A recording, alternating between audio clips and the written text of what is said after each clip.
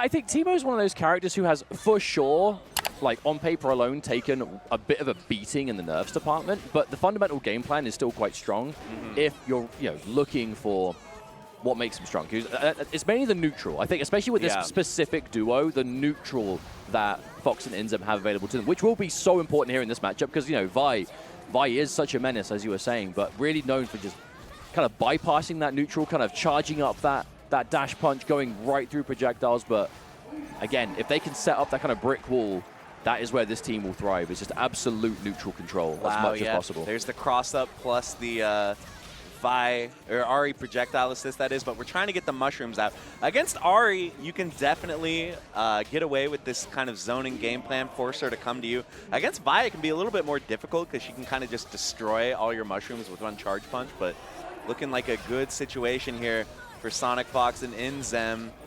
Oh, and here we go. This right here, this is one of the elements of this team. Big damage. Both Teemo and Ahri so good at just dumping that meter and adding as much damage as possible, and that is a fantastic start. Now, solo Vi, without that kind of Ahri assist support, going to be kind of hard to make it work in this neutral. Normally, again, when you set up that charge punch assist, bring in Ahri, here comes a charge punch. Oh, never mind. I won't even get a chance to finish. And that was a low parry as well, so SonicFox had the read there. Is going to get a combo after the super here. Yeah, tag into Teemo, and that's going to be a wrap with the level 1 super. A very dominant first round here for SonicFox and INZEM. I mean, right up until the loss of this duo, I don't think they dropped a single round in the entire tournament, to be honest. Holy cow. So, I mean, this is the kind of dominance that we were expecting to see throughout the tournament, but, can be a volatile game in this 2 out of 3 territory. Yeah, and in case you guys missed it, there was a 2v2 only tournament the first day of the tournament on Thursday, and SonicFox and INZEM won. So they've already got one tournament win this weekend, but can they continue it in the mixed bracket? Being the highest placing duo as well does get them that duo bounty, so technically, technically they are already sitting pretty with some extra cash in the pocket.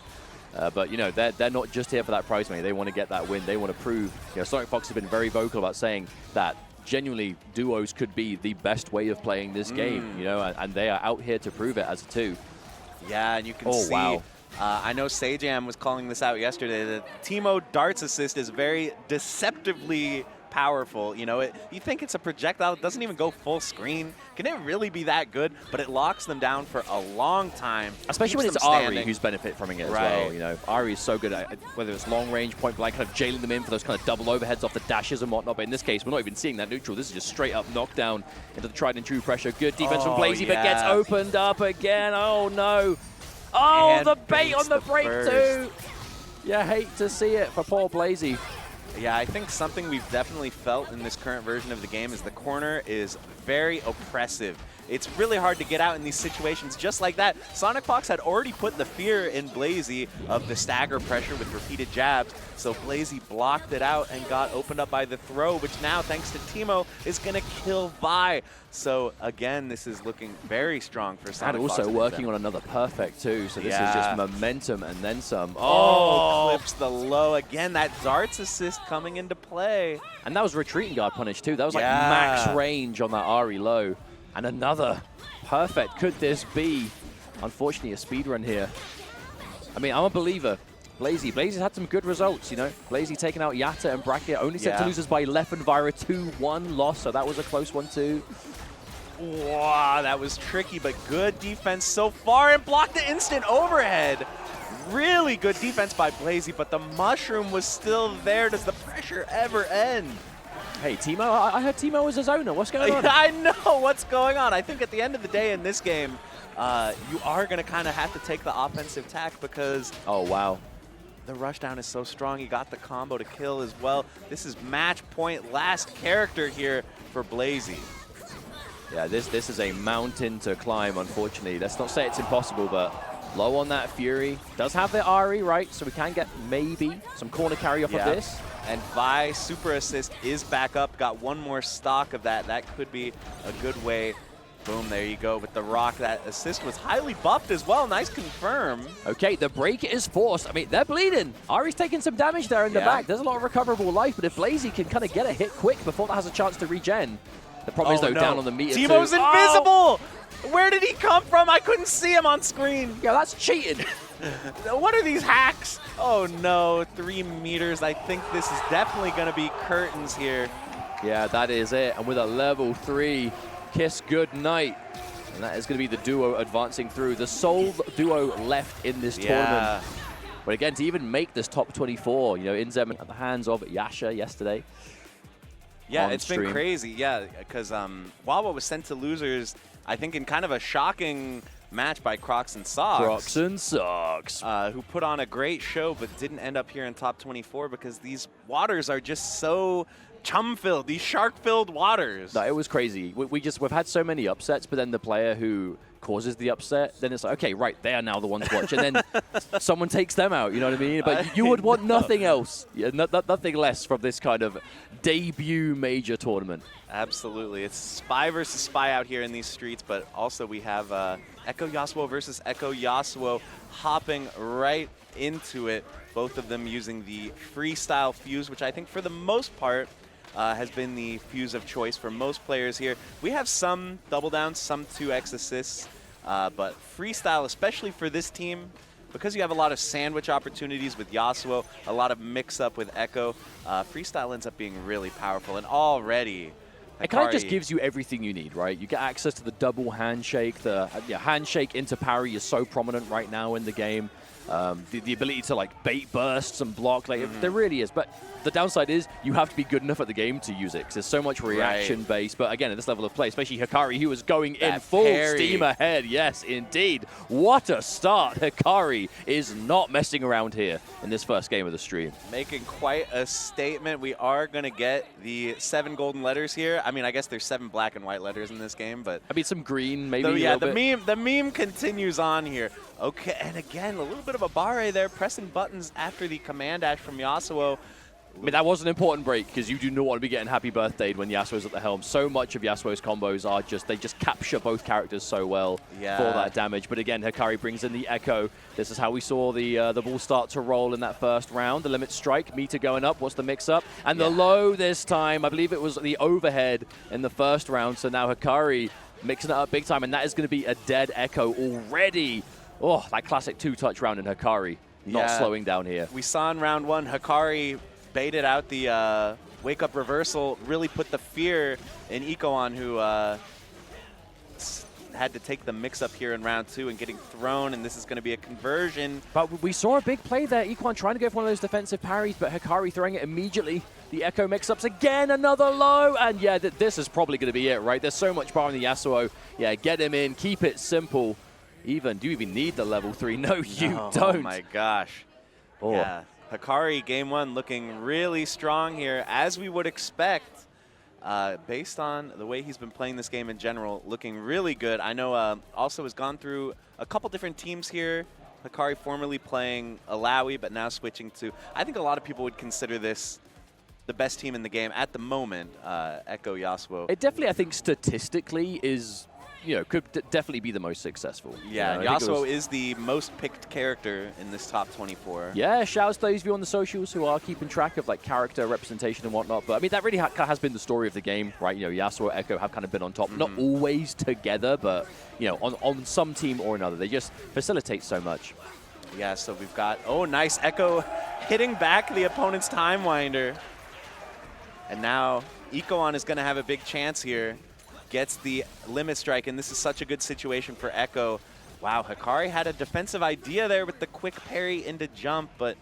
I mean, Hikari, I feel like whenever I watch Hikari, is no stranger to just making that defensive call for just the up back or just a straight up neutral jump. You can air guard in this game. It's something you can rely on, but did get clipped anyway, but a wake-up attack is big. Okay, Hikari. Yeah, this is a nice conversion. And perfect then, too. Yeah, the corner here, setting up the tornado, the sweet spot tornado, shades of Urian, but getting out of here is I love the call out with that jab as well. Hikari going for that stagger pressure, ikoan not letting it happen, an immediate catch, and yeah, this is a team that hurts so good. Spend the bar, and you've still got plenty left to go. ikoan looking much better here in this game, too. I think that is one of the big strengths of Yasuo is like, whatever type of hit you get, he has these really consistent ways to confirm it into the exact type of combo that he wants. And no matter what ender you do, you're going to be in a good position too, right? Because Yasuo just wants to get those limit strikes. Ekko, obviously, we've already seen so many times, but the super assist comes through. Hang on a minute. Yeah, the jump scare super assist is definitely still a threat in this game. ikoan doesn't have burst here. I think this could be a dead Ekko. Okay, I feel like advantage is Hikari here, down on life, but having access to that Fury is so important. 100%, and still has 2 super assists if he's going to need them, but I don't know. How confident are you in your ability to kill here? Okay, maybe. Hang on. I don't know. I feel like Hikari, that was a chase down attempt. I think Hikari was maybe betting it on could the combo kill. There was a little slither of life left at the end. Hikari tried to go for that jump back chase down. ikoan was already way out of there, but still did have to use the break on it, but got the round. Now, match point Hikari, losers bracket. ikoan loses this round. They are already eliminated.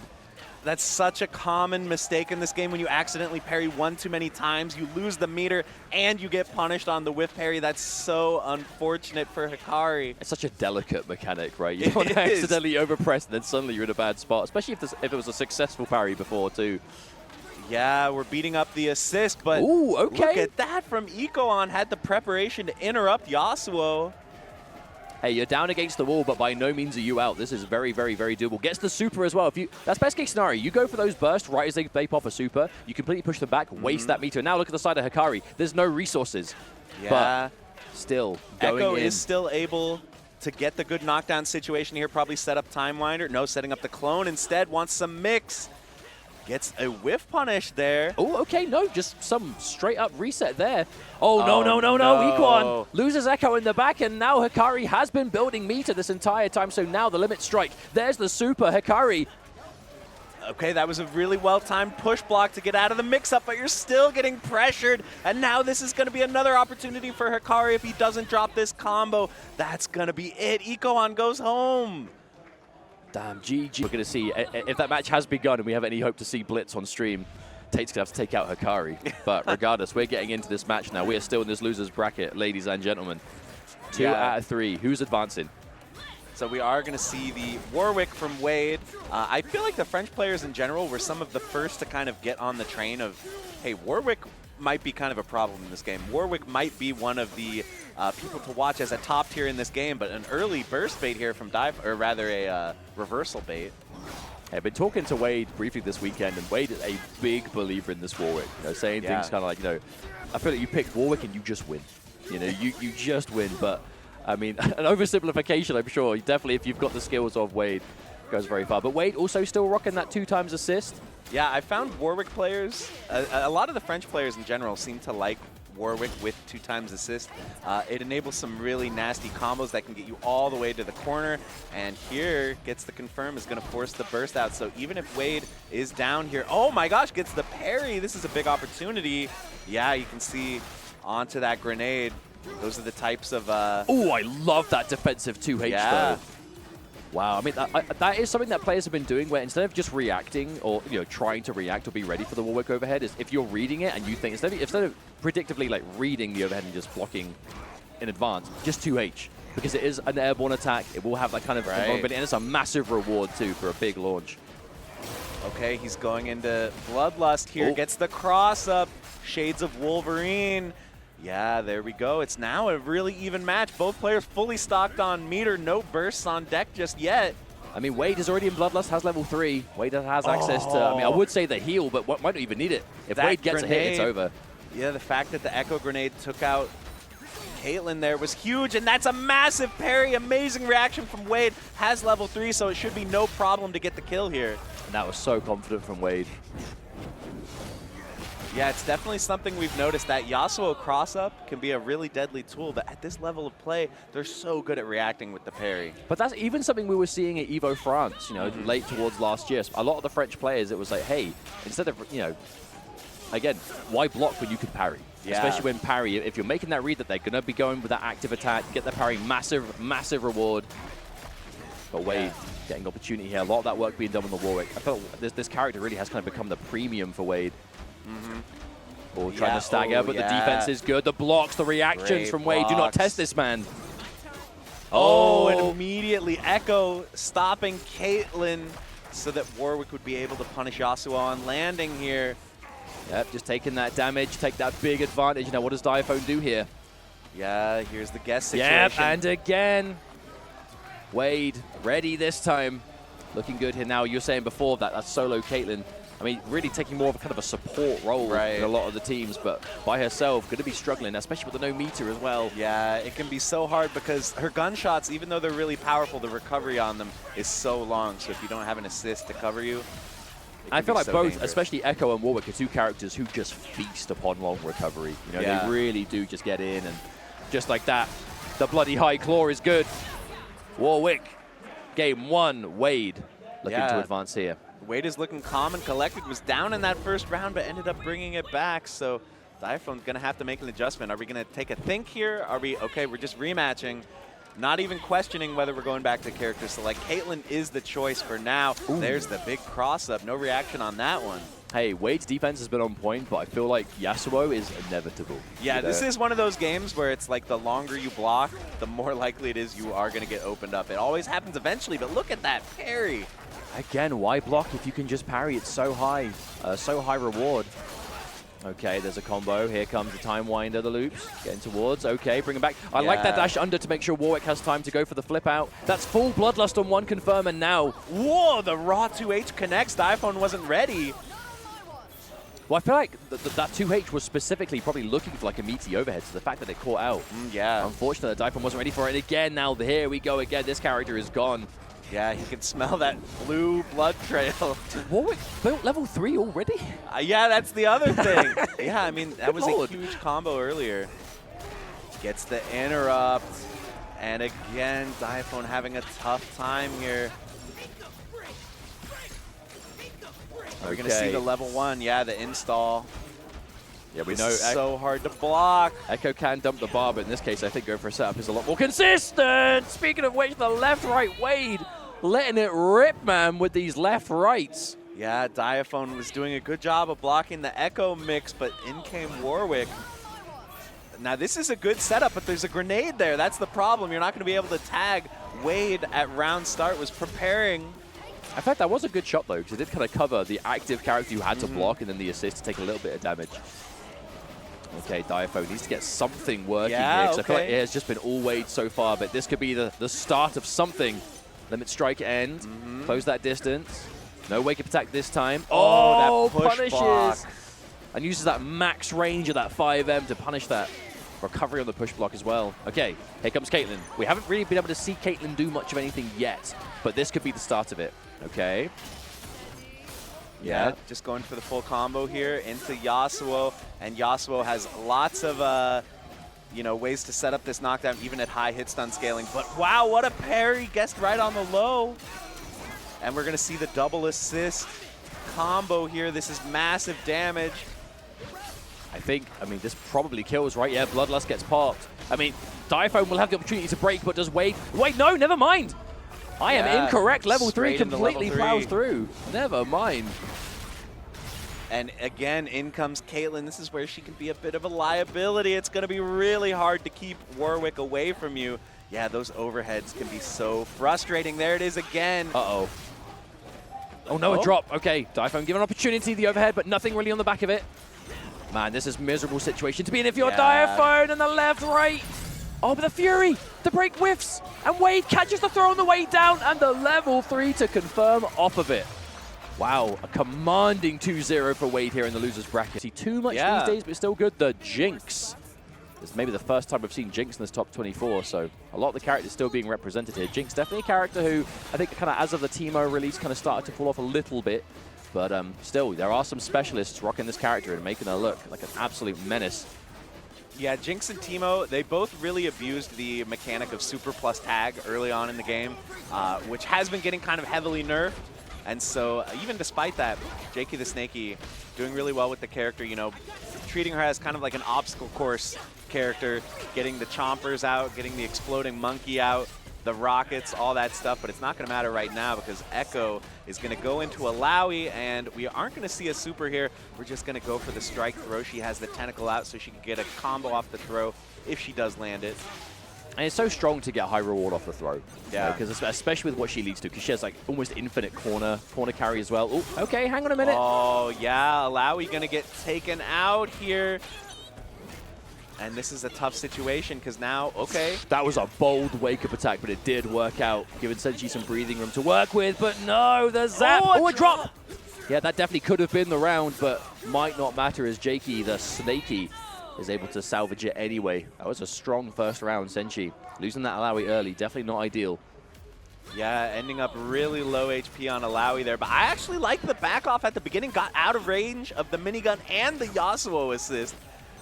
Some nice neutral here from Senshii, and now has the corner with the throw plus tag, and I think we're going to set up some tentacles here. No, let me fix my face. Just goes for the command grab instead, and it lands.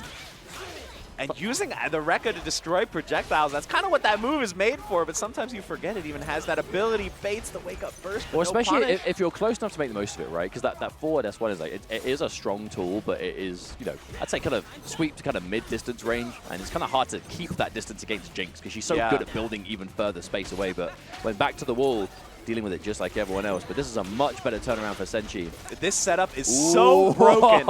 Every time you see that Illaoi S1 with a tentacle out, something nasty is going to happen. And there was the left-right cross up, and now you got to block this install. Wait, he's not going for chip, right? I think that was just a really extended block string, and just kind of, you know, daring Jakey to press something, but didn't quite happen. Illaoi can actually chip you out from shockingly high HP. A lot of her moves, like her Rekka, like her level 1, do ridiculous damage on block, but Jakey has another opening here, forcing the burst out, but that 2H was clutch. Yeah, a clean reaction again. And this time, here comes Illaoi again. We close enough to the corner this time? No. Oh, another one. That was neutral get up, right? So, wasn't instantly throwable the way you would be if you roll backwards into the corner. It even looked like it may have just been slightly out of range as well, to be honest. Maybe it was. So that was the second time we've seen Senshii go for that kind of like, not quite going for the super, but then going for like a meaty grab instead attempt. All right, we got the fireworks. This is always an awkward situation. Oh, wow. When you're way up in the sky after getting hit by the fireworks. Hey, what goes up must come down, and you don't know where Jinx is going to be standing a lot of the time. That is the hard part. And here again, there's that S1 with the grab. That's what I'm saying. The mix there is always so unseeable. The counter hit low into the big zap. Down goes Ekko. Illaoi going to come in solo. It is doable for her, especially with no burst on JakeyTheSnakey, but it's going to be hard. Oh, wow. Okay, out of nowhere. Yasuo with the quick catch, and Jakey, okay, we can hear this crowd. Yeah, they are getting pumped up in here. Yeah, the local crowd really want to make sure that there's some continued representation. I think, obviously, we're not going to be shy of North American players to continue on through, but, you know, I mean, you know if Senshii does well, the French players going to be making some noise. Yeah, they are definitely sitting right behind him right now, if I had to guess. Ready to offer any support if necessary. Now, I think the real key difference, though, there is just Illaoi application. I thought that the round that Senshii was able to get Illaoi doing some crazy technical shenanigans, especially near the corner with those extended block strings. That's where we saw really start to work out. Yeah, something I'm really impressed by is, oh, wow. That parry was good, reacting to the assist. Again, just handshake parry so prominent right now. If you have those active attacks, you've got those reactions to see it. Yeah, throw plus tag. Now we're going to get another nasty tentacle set up here in the corner. Yeah, saying you trying to jump out of my grab? Not this time. Oh, and the bait. The burst got baited by the tag. Crazy stuff from Senshii. Here comes the install. Wow, what a block. Ooh, what a block. Oh, and the interrupt as well. JakeyTheSnakey and the bait on the burst in response. This is a complete momentum shift. Jakey's defense was crazy right there. That was cheap. Over the 2H. That was cheap, and that was empty. That was specifically done to make that whiff. Oh, an unfortunate drop, though. The charge jump H held it a little too long. Oh, parry! Evo moment 37 here. Oh, no, had the sick parry, but wasn't ready to punish on the way down. Senshii did the hard bit. Okay, the double. Again, the defense and the jump on the grab, but caught on the way down as well. JakeyTheSnakey defense has been so on point, but Senshii is like, hey, I am ready for you to prepare. I'm chasing you down. Level 3. Here comes the demon. The eventual open up came through, and now this is really close, though. Yasuo just needs any hit to take out Illaoi. Yes, Illaoi could be on borrowed time. Oh, that super assist. Whoa, got to the other side! Yeah, avoids the super assist, but Yasuo, I mean, you don't really need that assist to connect. You just need to build the space so Yasuo can move in behind it. This time, okay, Senshii. Double jumping to stay over it. Floor is lava mode right now. Yeah, this is one of the kind of tricky things about Illaoi. You saw her assist 1 just doesn't go that far, but here's assist 2. Got to the other side, the overhead into the combo. Senshii gets around on the board. I feel like we're definitely seeing fantastic defense from Jakey when it comes to like the usual Ekko, like, you know, super, time winder, what's going on. But as soon as you add Illaoi to the mix, the layers get so much more difficult, I think. Right, it's like, oh, well, you can block the basic stuff. Let me show you some of the crazy stuff we have in store. Honestly, it's weird to even consider it basic, but it's like at this point, at this it's like point, when you Ekko quadruple cross up with the clone is kind of what you expect from the character now. I mean, especially when you know, Ekko is as popular as he is, but again, oh my goodness. Again, speaking of defense, Senshii getting away from all of it right now. Clean. Oh, double jumps over. Wow, Jakey kind of got away with murder there on the whiff projectile. Ooh. You can see Illaoi was pre-charging the low projectile from full screen. That's crazy because that is like the full low tracking mode when you charge it, and then Ekko doing the overhead on the way. It's like, okay, wait, who's the active character here? Wow, nice job destroying the tentacles, but there's another one waiting right beneath your feet. Senshii is looking really good here in game 2. Nice catch. Oh no, drops the combo. Drops the combo. Yeah, that was a chance, but we got the tag into the 2H. Senshii wanted the side switch, but dropped it. That's so unfortunate. This could be a rough situation for Jakey to get back from, but Senshii, this Illaoi in the driver's seat once again. Oh, nice reaction! Destroyed all the projectiles. I did not know that was going to work. I thought one of those missiles was going to hit. No, man, that's that raw strength. Seriously. And it was confirmed, too. Like, Senshii was absolutely ready for that. You know, to destroy the entire super assist, confirmed with Ekko, handshake available. That was one hell of a turnaround. And again, you know, not to repeat myself too much, but I think, again, that Illaoi was the driving force behind that match. Yeah, when Illaoi lives, it's a different game altogether. Yeah, I'm really impressed by Senshii because Senshii's not even needing to do tentacle super. No. Just getting a knockdown and saying, listen, there's a tentacle there, and you're going to have to deal with it. Whether it's, you know, just going for a grab, going for some of the nonsense with S1 into the double tentacle follow-up. Well, it's scary, right? Because I feel like it's not a case of Senshii is just choosing to never do it. I think it's just Senshii hasn't had that kind of knockdown in the corner with Illaoi up front, right? Which you kind of need. Because we've had a few of those hits where it's not been quite close enough to the corner, and Senshii hasn't really opted to spend it instead. That rocket was there and ready. Got the bait. Now, do you burst to keep Ekko alive? I think you have to, yeah. Nice. Parry, but parry right back. And just gets opened up same side. Again, these parries, man. Parry into jump back. And there goes Illaoi, but another jump back, a fuzzy jump to get out of the throw.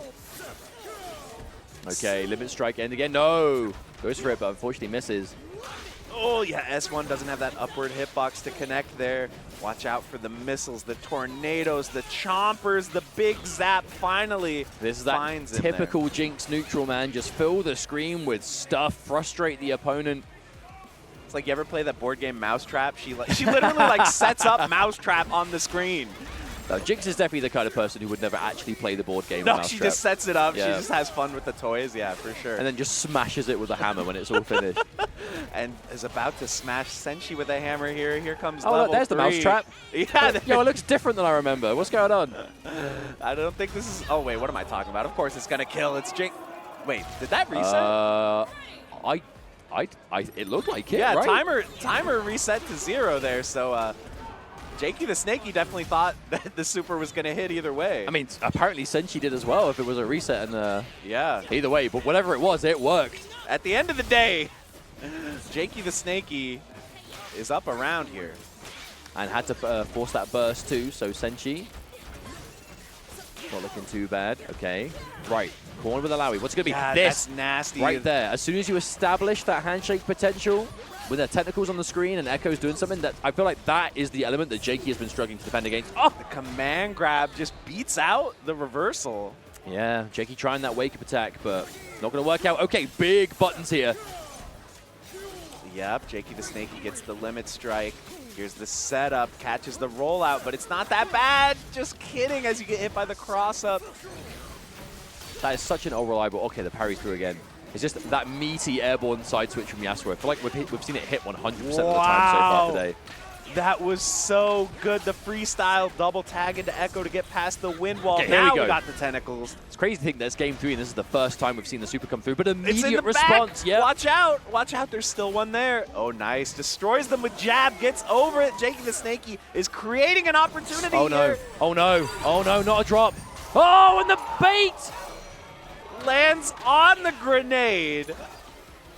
Senshii gets another bait. We're going to last game, last round here. Man, we're seeing so many wake-up attacks attempted in this match. Neither player is shying away from it. Oh, wow, we're just handshaking for handshaking here. The command throw was crazy there. What a decision from point blank. Gets the grab, and there's a tentacle to follow up. Okay, this is the first time in a while we've actually seen just a straight-up Illaoi grab connect with a tentacle on the screen. Oh, and that look was what it's led to. mix. Oh, dear. That's probably it. Yasuo is gone. Yeah, okay, it is now all up to the solo Jinx. Can JakeyTheSnakey make it work? Big ground bounce. This is going to be a limit strike ender, I'm thinking. No, with Illaoi, we're just going to get the knockdown with the tentacle available. What's the setup? Jumps out of it, though. Opted not to go for the technical super this time. Okay, hang on. The jump scare, Yasuo. The all reliable again. Backs off, maybe expecting a wake-up attack or a forward roll. Watch out for the chompers. Yeah, there they are. Okay, this is what you want. Just build up that chip damage. Slowly but surely, get rid of this Illaoi. The Illaoi is the problem here. Yeah, jumping, that full screen, Illaoi ground pound. But The got reaction! The snipe. The reaction, that was so good to do damage to Illaoi, but no! Landon, that's a full punish! Ekko was ready with the parry on the super. This is looking so good for Senshii with level 3 available. That's going to be it. Senshii eliminates JakeyTheSnakey from Frosty Faustings. So close as well. I felt there was like one hit left in there. If there was one more hit in the combo, that burst would have been built, but that's where the level 3 comes to say absolutely not. Sad to see the Blitz stream die here in this top 24, but massive shout-outs to Tate for keeping it alive, getting to not quite 9th place. Yeah, Hikari is now waiting for the loser of one of our winners matches. But we're getting right into it here. We've got the Ahri Teemo versus Warwick Yasuo. So again, Warwick, really a character who has moved up in the ranks. Many would consider maybe one of the top 4 characters in the game right now. But SonicFox Ahri, even since like day minus 200 or something, SonicFox Ahri has been one of the strongest player-character combinations in this game. And continues to be, whether it is duos, whether it's solo play. That was a very Dragon Ball type of mix-up. The jump in into the late air dash, into the double overhead. Oh, we're punished. Oh, that was so clean from JaazzRap. Nice. And JaazzRap, again, one of those players who's only in losers because of a loss to Leffen. So, wow. Definitely still making it work. All right, we're going to see massive damage here, I assume. Although Teemo assist isn't up, so we might just go for the tag launcher, set up a shroom, and some stagger. Teemo rushdown. I feel like we've actually seen Teemo do more work on offense in this duo. Yeah. No joke. Because obviously, Teemo is going to be doing a ton of work from that range with the assists and whatnot. But again, as soon as you get those knockdowns, and it's constant, like it's limit strikes, it's a lot of knockdown advantage. If Teemo has time to set up a mushroom, it's just, I mean, if Ahri's doing it, it's like set up, and if Teemo's doing it, it's set up. So no matter what you do, you're dealing with strike, throw, everything leads to death. But as I could say that, it is going to be. I like the way that JaazzRap is going to end that with the super 2 though, just to build up that blood. A little bit left to go. You can build up this like shred of blood meter. That will do it. Okay, Bloodlust activated, and Teemo looking like, whoa, good challenge with the 5M. That's one of Teemo's premier buttons, and this should be a pretty easy kill here. Super assist plus super. Yeah, quite relieving to get that hit, because as soon as Warwick's in front of you with Bloodlust against Teemo, like Warwick's damage goes through the roof in Bloodlust. And Teemo, for as annoying as Teemo is, low HP. Low HP, sure. Thank goodness for that. Yeah, I like that burst from JaazzRap. You do not want to get put into that corner mix-up situation. Oh, my man is just diving from the top. Okay, can we finally put to rest All the people saying you shouldn't get hit by Warwick overhead, it's reactable. SonicFox has been hit by that overhead twice, okay? So guys, it's not my fault when I get hit by it either, okay? Can we just start saying, I feel like it's the overhead that's going to hit people forever. Because it's not just a, hey, it's an overhead, just stand block it. It goes so far, it has a really, like, it covers such an important angle above. It definitely hits for more reasons than just being an overhead. And obviously the reward is gigantic. Okay, wow. roll out. That was pretty big. Yeah, JaazzRap got away with rolling out of the corner there. It's going to force out the burst here from SonicFox and INZEM. There's the triple overhead, the Ahri classic. Yeah, I mean, get that burst, instant forward dash, get them blocking. We've seen it a million times, and just coast to coast. We're already in the right corner again, Crofts. Yeah, here's going to be the limit strike setup with the grenade, and there's that Dragon Ball style late air dash. I wonder if that was a push block attempt from JaazzRap, because that looked like a slightly delayed air dash overhead, or jump normal, I should say, because JaazzRap couldn't. Unfortunately, the Yasuo got clipped, but it was like right as you would expect a meaty to connect, the assist came through, which normally would be a push block. But still, in this instance, okay, JaazzRap has something maybe here. Not a ton of life to work with, but plenty of meter. The push block again! The knowledge, the matchup knowledge. If you commit one too many times, that push block's going to make you wide open for whiff punishment. And especially with the range that Ahri has access to, you know that's scary. Yeah, her heavy normals are so good with the range, reaching out. All right, we got a little discussion. Yeah, I think it's interesting, too, that these guys, you know, like I was saying earlier, one of the things that kind of rocketed Teemo to the top of the tier list when he was first added to the game was Super plus tag.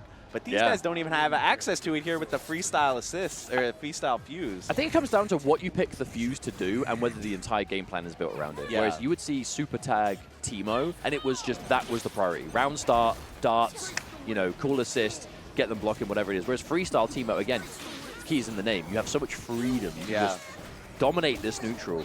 And that would go along as well with kind of the rush down Teemo that we've been seeing from INZEM, although not right now.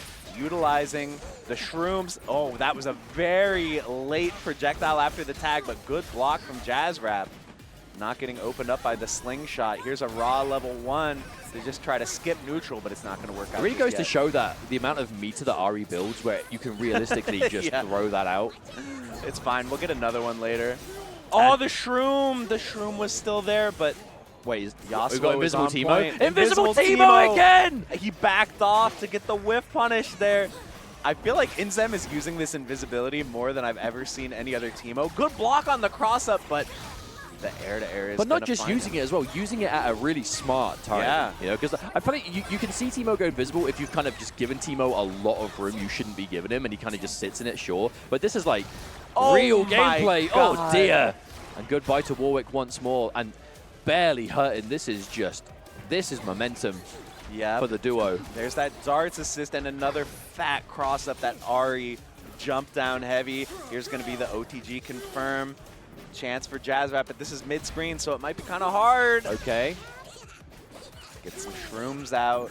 Now could be the time that we decide to just lame it out. Although, actually, it is kind of hard to lame it out against Yasuo. You can put up the wind wall. Oh, okay. Comboing off the super assist here. All right, show me something here. We're just going to get the knockdown. Hey, keeping it simple. But again, always that push block, ready for the handshake into Ahri, looking for if Yasuo is stuck out something he can whip punish. Yeah. Ooh, okay, gets the DP. Yeah, soft knockdown. You can get a combo there. Yeah, ready to pick up as well. JaazzRap was looking for that. Okay, wind wall. What's it going to be? Just a counter hit low. Okay, JaazzRap taking out SonicFox there. Yeah, SonicFox was being clever there, doing neutral getup, but no reversal. Usually when you see the neutral getup, you're afraid of the reversal, but JaazzRap was going in with the crouch light. Oh my god, Teemo going straight into level 3, doesn't want to get bursted. Yeah, but this has just be do as much damage as possible, go completely past it, get the life lead, and now you're playing these few seconds left to go. And Teemo, who better to buy that time? Yeah, you got no choice. Wait, hang on. Yeah, the Fury? Was JaazzRap not looking at the timer there? I don't know. Using Fury like that might end up... I mean, okay, to play devil's advocate, I feel like, you know, with Yasuo Fury, Teemo not being a high health character, maybe if you get even something to clip, you might take the life lead, but I feel like that was definitely a risk to do. There was really not much time. I don't even know what side that was, Mustard. What was that? It was one of them. It was the side that hit you, one way or another. That was quick. Oh my goodness, from the word go, Yasuo is KO'd. And now it's all up to this Warwick. Oh, good block, though. Can you block again, though? No, eventual open up coming in. I like with those late overheads, it kind of messes with the fuzzy block timing if they're blocking high and then switching to low. There you go. SonicFox again going to continue the combo here. It's not over yet. Here comes Teemo with the level 1 into the level 1, and that's going to be curtain. SonicFox and INZEM. And a perfect too, no less. Is always so brutal. So there is a lot on the line here. Especially with the caliber of players who are left in this tournament. Yeah. Already, you know, round start gunshot I think is just so strong with Caitlyn. I think she has one of the best round starts in the game. Yes, gunshot does have long recovery like we saw there, so there is some danger attached. But it definitely, again, is very on brand for Leffen. That seems to really favor those kind of like strong round start characters. That is the case. What a block!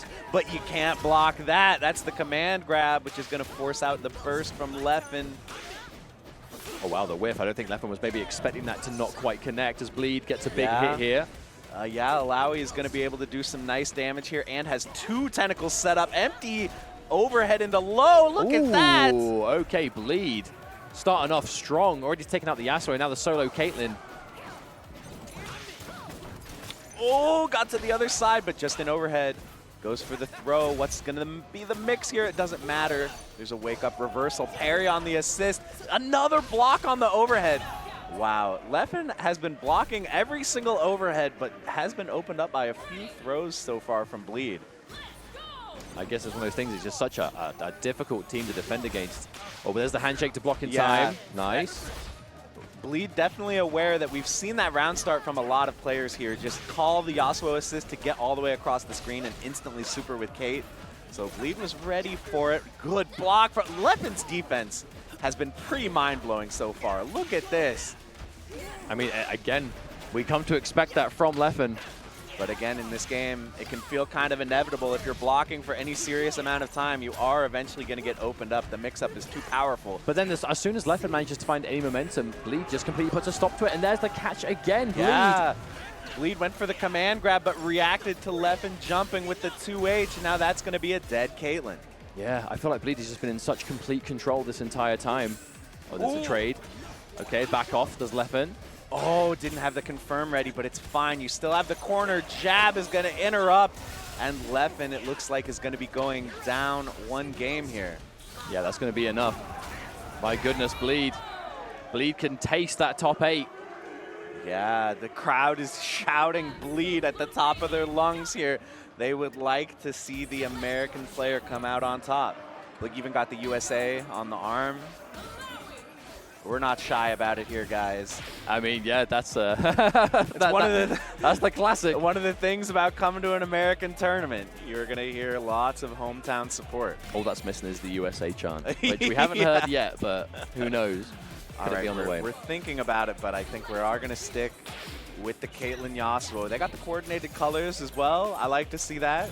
Hey, we did see, though, Leffen with the deep breathing there, just trying to relax, trying to stay calm. Bleed looking cool and calculated as always going into our next match. I mean, I do think another one of Leffen's strengths here is just being such a seasoned player, being in these situations so many times over the years. Leffen definitely has a strong mental game, but is going to get hit by the counter hit, air to air here. Forced to use an early burst, but that was a nice 2H. Gets the corner back, I imagine. Yeah, we're going to see Caitlyn getting the limit strike here with another overhead. Yes, it is. Set up the trap in the sweet spot. Okay. What a block from defense. Bleed. And the parry, but gets hit by the Aegis Reflector. Wait a minute. Okay, well, it's the first time in a while we've seen Leffen have the opportunity to maybe start something, but again, seems to be quite content on spending this meter. Yeah. As soon as Leffen builds it, but a parry again, Bleed, the instant switch. As soon as Leffen gets anything started, Bleed puts an instant stop to it at all opportunities. It just seems like Bleed has kind of been ready for everything. Just goes straight low into overhead, gets the combo. Here's the super. Leffen already used burst. Yeah, Illaoi with the freestyle combo. This is going to be a kill. We got the knockdown into the super. Bleed takes out Yasuo, and now again we have solo Caitlyn. This could be one of the liabilities of Leffen running this team. It's going to be really hard. Oh, wait a minute. Okay, nice catch. Ooh, that was a overhead reset. Yep, and that's going to be enough. Okay, Leffen's pulling out some tech. I'm sorry for doubting Leffen, because now you have Fury available if you need to burst out of the combo, and it's down to just a 1v1 scenario. Bleed blocking really well, but gets opened up by the throw. You can super here, but is this going to kill? Ooh, I don't know. Maybe a headshot would have killed. I'm not sure. Okay, spending the other meter. What can you do here if you bleed? Oh, nice. I love that. The patience from Leffen. Throw out the reflector, hold that angle, aim it upwards, and boom. Wow, the fortitude of Leffen being down a character manages to bring it back. And again, we have the round start, but wait a minute. Lead gets the hit. The parry was a little early. Oh, misses the wall bounce there, I think. Kind of looking like shades of double down, to be honest, with this Caitlyn super into the Yasuo. Yeah, no, it is. It's like double downless double down. It kind of is, for real. All right, we have the tentacle super. Wow, just raw tags. That was really good. Wow, bleed. Oh, and knew the timing that the tentacles were going to strike right after the overhead, allowing Ekko to get the combo here. Take a break into the tentacle. Oh, not enough to kill. Not enough to kill in the immediate wake-up attack. Hang on, Leffen. Wait a minute. Don't give Leffen this chance. Now you get a combo. Force out the burst. Can you block this? No, you can't block the grab, but Ekko doesn't get a combo off. Look at that from Leffen with the parry. Yeah, that was kind of a layer 1 type mix there, the grenade plus the cross-up. And that was all on the back of Caitlyn surviving with a magic pixel as well. I wonder if Bleed could have maybe spent the meter instead of going for that ender instead, but maybe. We are going to take out Caitlyn here, so again, this is the chance for Bleed. Illaoi has some great footsies. She can maybe make it happen here against Yasuo. Oh, no! Oh, the whiff. Yeah, dash jump gets Leffen over the 2H. Oh, she's running up, but Caitlyn's body blocking, making it hard. Tick throw, but I think she just gets a setup here. Yeah, no technical. Couldn't get the launch off of that. But this is getting scary now. Leffen about to approach that Fury. Oh, counter hit baited the burst, but now you get a... Oh, what a bait! I feel like Bleed was looking for that for so long. Yeah, that was like 3 burst baits in a row. Eventually you found it. But that's definitely not an ideal situation for Leffen, who manages to respond immediately. A little bit of a mini happy birthday, but Ekko taking some big damage here. Yeah, we're going to get the corner positioning thanks to Kate. We get the limit strike here. We're in the corner. Oh, roll gets clipped by the grenade. Okay, Bleed is going to get corner carry here. Almost. Okay, yeah. Install. Oh, Leffen's defense. Leffen. Too much. And, yeah, some Abare with the jab. But now we got Illaoi in the corner. This is where she likes to be. The mix-up's going to be crazy here. What is going on here? Overhead whiff into a second overhead with the Illaoi low to make it even more ambiguous. The tentacle is there. Here comes the super. This is definitely going to kill. Okay, Bleed. Just like that. Maybe going to be sending Leffen to losers bracket and being our first winners top 8 qualifier. What a catch! The footsies from this young man, Bleed. Yep, Illaoi is going to force the burst here, and this is going to be a big setup after this. I don't think we're going to be able to see a kill, even with the tentacle. Nope. Okay, this setup, though, if this connects. Leffen has to be so careful. Gets clipped. I think that's it. No, doesn't quite connect. A drop, but you still have Illaoi available. The tag back with the freestyle into the throw. Leffen gets sent to losers by Bleed. And you can tell Bleed is... coordinated colors, again, one of the most important parts of the play in this game. Got to make sure you got your costumes on point. All right, we got the Yasuo Ahri versus the Warwick Vi. Yeah, actually the second Warwick Vi. 2 people playing this exact team, I didn't realize. Yeah, I've definitely seen Zando play this team the most personally. It really fits him so perfectly. It's just real aggression. You know, Zando has just, especially I think with a real focus on the Vi. Again, as long as the Vi is up front, you're going to see some scary stuff happen. Yeah, they're both characters who are like very sticky. Once they kind of get on you, it is very hard to get any room to breathe. Well, I think it helps on both ends, because I think Warwick really helps facilitate Vi doing like massive damage and kind of big pathing with combos. At the same time, with Warwick having access to Vi assist, it means, Warwick, who I wouldn't say Warwick struggles against key player or getting in or anything, but if it helps him get in, it's never going to be a problem, right? And when you've got that Vi dash punch to help let Warwick just kind of plow through. Oh, DP plus tag, so powerful for Warwick. And yeah, are we going to see some hard stuff here? Yeah. Oh, yeah. Oh, yeah. We got electric loops. Gets the knockdown. And that's a scary thing about Zando. Zando is not afraid to go for the hard combos with Vi as well. Okay, that's round one. Just pressuring, just some strike throw here. All right, we got Warwick in, but we got the Vi rush punch assist backing him up, steals the turn back, and Zando gonna steal this round. All right, what we got from the side of Yasha though? Yeah, Ahri Yasuo, super potent mix-up team once they can get it started, but that can be so hard to do against such aggressive characters. Something I always feel about Warwick is like, Warwick is so hard to play neutral against because his buttons are just so big. Like, he's just so big that his limbs are like massive. And he moves forward so well too. So Yeah. he does like a little buffered like dash into buttons. Just gets really stressful. Oh wow, That could be Bloodlust. Oh, yeah. Going for the blood instead. Oh, the wall cling, Shades of Firebrand, maybe the wall cling backfiring a little bit here. I almost wonder if Zando even wanted to cling to it there, to be honest. There's a chance maybe he didn't, but either way, it's going to give Yasha an opportunity here to get this big knockdown with Ahri. Going back into the Yasuo here. Okay, yeah, we're going for the tech chase, but that was that a delayed air tech? I think he held down in the air to tech a little bit late there. Really smart stuff there from Yasha. Or I mean from Zando, that is. But either way, got out temporarily, but Yasha. Oh no, never mind, the dash up light, the classic Vi. Electric two times on the 8-bit skin here. The fully charged tag, and you got the corner slump into the combo. Punishing the parry clean as well. I mean, I understand from Yasha's perspective, right? You see it charging, you want to parry right as it comes through, but one missed time, and unfortunately, quite punishing level 3, making sure Zando, not messing around. Zando's Vi was looking so strong there.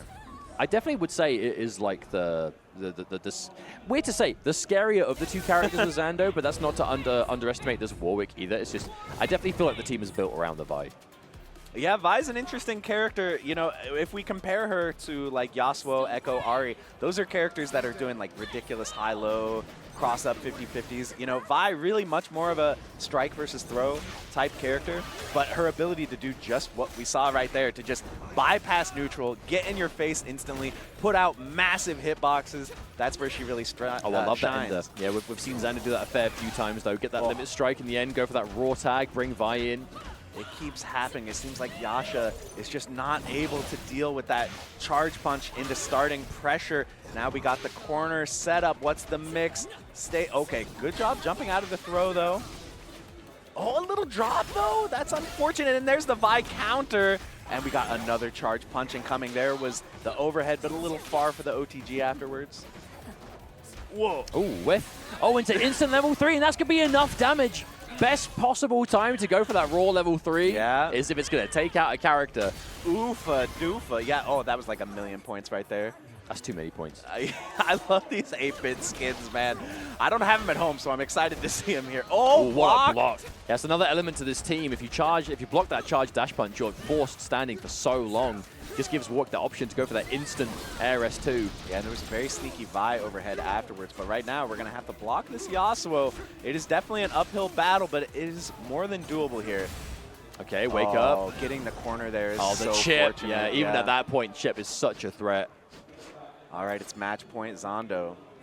And these matches are going by so fast. I know. This game is so offensive-oriented. It's like once you get started, it's so hard to stop it, especially with a team like Warwick and Vi. Again, the quick dash up lights. Vi just wanted to close that distance and just get you blocking.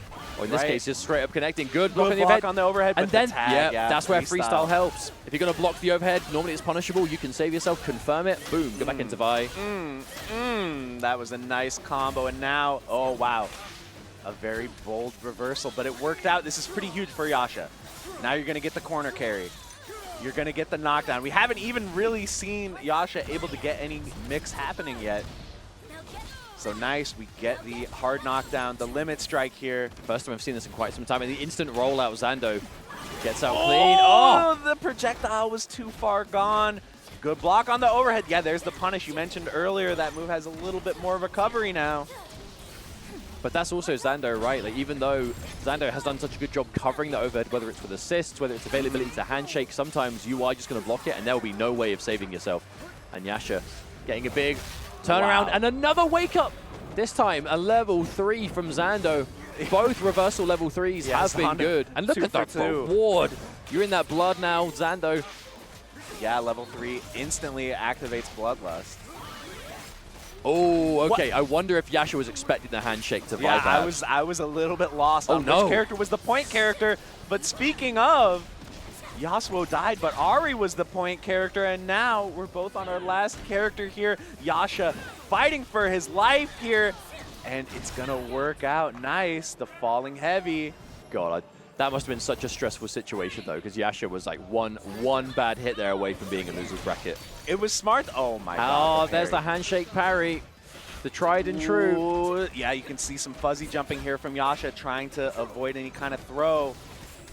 Nice. The Okay. jab. Quick confirms, too. Always ready for it. There's a drop, though. That was a hard combo, but we call that a drop opportunity. But the thing is, not only ready for the combo to drop and make the most of it, because of where Vi was, it kind of gave Warwick kind of corner positioning, so you combo from the forward throw normally. Normally, you kind of need the corner to do that. Look at the defense from Zando, too. That was a good block on the empty hop into low. Oh, the handshake to cut it, and then immediately back up a dash punch. How That is was she rude. in there? That's crazy. She covered like 3 miles in 1 second. Okay. It's fine. We got the explosion. We are going to get the limit strike again here. Set out the orb. Let's see. Wow, this time guessed wrong on the tech. Didn't work out. Oh, okay. We got the break, though. Here comes Yasuo. Wow, that backdash was smart from Zando, but Yasha was prepared. Okay, spin the bar, and that's important. Get rid of the Vi. This is a problem character off the board now. Warwick with Fury, though, can be really dangerous if we end up needing it. Yeah, I like stalling at the round start to get the assist back, but we are going to have to burst a little bit early here. Here comes Yasuo with the offensive pressure. Oh, was that a slight missed input there? It looked like maybe he wanted to get the orb out earlier. Oh, the dash, maybe. You got to block all this and watch out for the overhead as well. Yeah. Okay, Are we going to get some more blood off this? No, not quite. Getting towards it. I mean, at this point, you don't need much to finish it off, but when you get the chance, Yasha playing defensive. It's hard to know who even has a real advantage here. Zando, a lot of life. But it is very, very close. That block was brilliant on the jump 2H. Oh! Okay, but the burst is gone. The block. Oh, bets it on the overhead. There's so much meter. That means 3 bars on the Yasuo will be 3 on the Ahri as well. I mean, there absolutely has to be a path that kills here, surely. Yeah, we're going for some fanciness. Yep. Okay, that's going to be level 3. Yeah, level 1 into level 3, the Yasuo Classic. Okay, and that's where you live, and you die by the sword. Zando throwing out that big Warwick overhead and getting punished for the rest of the life bar on it. But again, should that overhead have connected, that would have been a dead character. So maybe we're starting to see, a bit of familiarity here. We have said that Warwick is very popular in France. I feel like they were one of the first regions to really catch on to how powerful the character is. So maybe Yasha's, used to practicing reacting to this Warwick overhead. Either way, it definitely pays off in that kind of clutch situation, but Zando... Yeah, Zando didn't get the double electric there, forced to end the combo a little bit short. Oh, the triple cross-up. Yeah, okay, a big turnaround, though. Yeah, forces the break. Zando does not want to lose the Vi or even get close to. Underneath, though, into the reset. Man, Yasha was doing a really good job of avoiding the charge dash punch, but at the end of the day... Oh, that was a counter hit. Oh, what a catch. Yasha with the full pickup, the hard tag back into Ahri. And that, because you use the hard tag, you keep the team. Oh, you're launched. right, yeah. That pathing. Oh, going for a reset. Wake up attack from Zando, brave, but it works out. Oh, avoids with the overhead and catches again with the Vi. Zando not missing these confirms at all. Now we get the hard combo. There's the knockdown. We bring in Warwick, block the overhead again, but a push block. Zando is just smelling blood right now. Keep going. This is really like the reaction. Yeah, the punish. Chasing him down. Yeah, and even if that didn't kill, you'll get that guaranteed OTG at the end. Yeah. Just to add that little bit more on Zando. A crucial punish there. Yeah, Yasuo fighting with no burst here. No meters on Ahri either for her screen-filling super assist, but wait a minute. Okay, Yasha pressing after the assist. We get a side switch here. Or no, we're just going to push as far as we can into the corner. Get the knockdown. Oh, good block. What a block. I actually think that might be the first time we've seen that just straight up meaty airborne side switch blocked in this entire top 24. Yeah. As we're getting deep into it now. Great reaction. Another Vi level 3. It's going to put Zando on match point. Let's see. Can Yasha fight this back, take us into a round 3 here? Whoa, tagging early there, maybe expecting Yasha to go for a parry. That's what I would expect there. Maybe. Oh, jump back medium, really good normal for Warwick. Fortunately for Yasha, though, it didn't quite connect. That would have led to so much damage. Yasuo getting pummeled a bit. Look at that, the retreating guard. Yep, Yasha manages to find it. A big charge up, but I feel like Yasha has really adapted now and is using the air to avoid these full screen gambits here from Vi. Ooh, a back sway. Well, I feel like a lot of the early game adaptation from Yasuo, a lot of the strategy was kind of just to kind of meet it, you know, meet the rush down and kind of go for maybe big parries on it, or, you know, kind of stick out a button preemptively, whereas now it's just avoid it altogether and go for the neutral instead. And now Yasha, a decent lead. Looking great here with the burst available as well. Gets the mix this time. There's so many different cross-ups you have to worry about with this team. Gets the limit strike. The orb is out. The tech chase was so nasty there. Wave dashing so that whichever way Zando goes, Yasha was going to follow. All right, I think we have the tag launch available. Yes, indeed. All right, we're going the distance. Yeah, last game, last round. Again, this is winner's side. Top 8 hangs in the balance, getting the lion's share of that 50K prize pot. Yeah, guaranteeing yourself a spot in top 8. The loser of this is going to have to fight one more to get there. Upper, the electrics. upper. There's the knockdown. It just goes low this time. The strike throw of Vi coming into play. Oh, and she was ready. Vi was ready for the tag. Yeah, Zando just rushed that down from full screen. Oh, a drop there. Didn't get the electric, but it's fine. Even when you get the drop, you're still in such an advantageous situation. Yeah, that was a good block on the overhead. Wow. Zando is looking crazy right now. I mean, even this, that's enough damage to put Ahri in an uncomfortable kind of strike throw territory. Oh, speaking of which! Yeah, ready for the jump back to avoid the Vi. Yasha's done that one too many times. This is looking to be a pretty rough situation for Yasha. You got nowhere near that break. You are severely down on life. Zando working on practically a perfect right now. A little bit of recoverable life. The confirm on the level 1. Oh, no. Yasha, now even chip damage a threat here. Parries through! Oh, my goodness! Zando made the adaptation to the adaptation, was one step ahead. They are good to go with the new Darius buffs, but I have to wonder, will Jinx give Darius a bit of a hard time with these projectiles? Oh my god, right off the bat. Is going to immediately get the knockdown here as Ekko sets up the Time Winder, sets up the install super. Good blocks from Kayne. Wait a minute, Kayne fights out, forces out the burst from Noon. Wait a minute, wall cling. Lands on the grenade, but again, Kayne is looking so patient. Cool, calm, and collected. Gets the knock up, Jinx with the knockdown into the level 1. This is always an awkward situation. You're going to tech at the top of... No, what am I talking about? He's double down. Wow. Or no, he's not double down. He's freestyle, but he's able to tag because it reset, you know, the no double down, double down. I feel like we're seeing that a few times today. There are just teams that kind of sneakily can do elements of double down while not actually being double down. No, for real, yeah. He mixed me up there. I was so convinced it was actual double down. All right, we get the knockdown.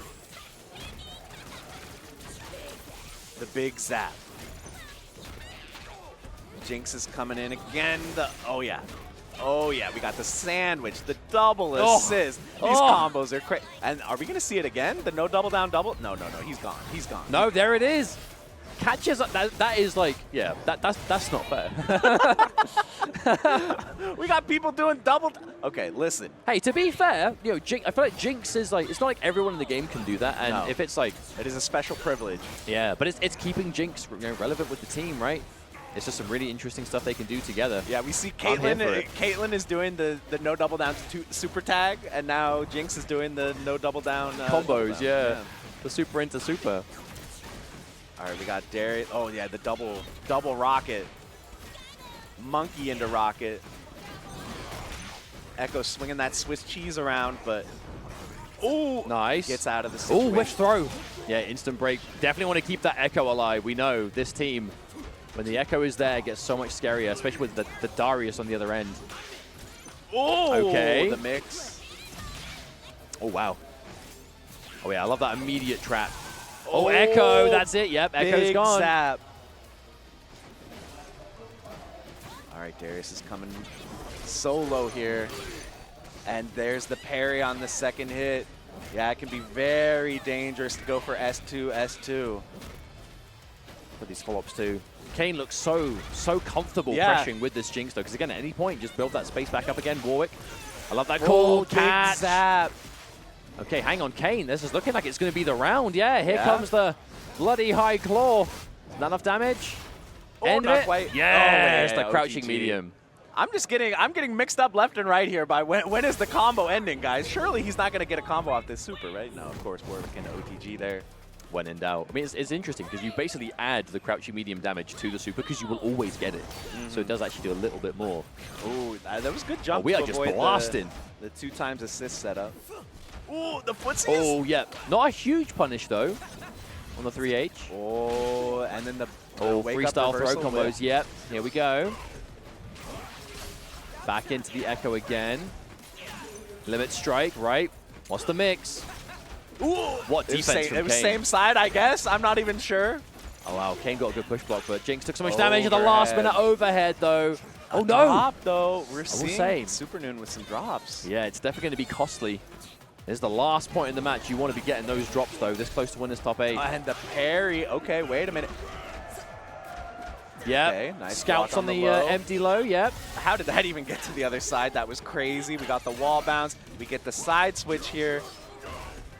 That must say we're seeing quite a lot today is just like raw tag mid combo. Yeah. It's so important because if you use the raw tag, it doesn't count as the Right, it doesn't use the up assist your, launch, your right? assist recovery, yeah. Yeah, so you can actually still have like 2 elements of continuing from it.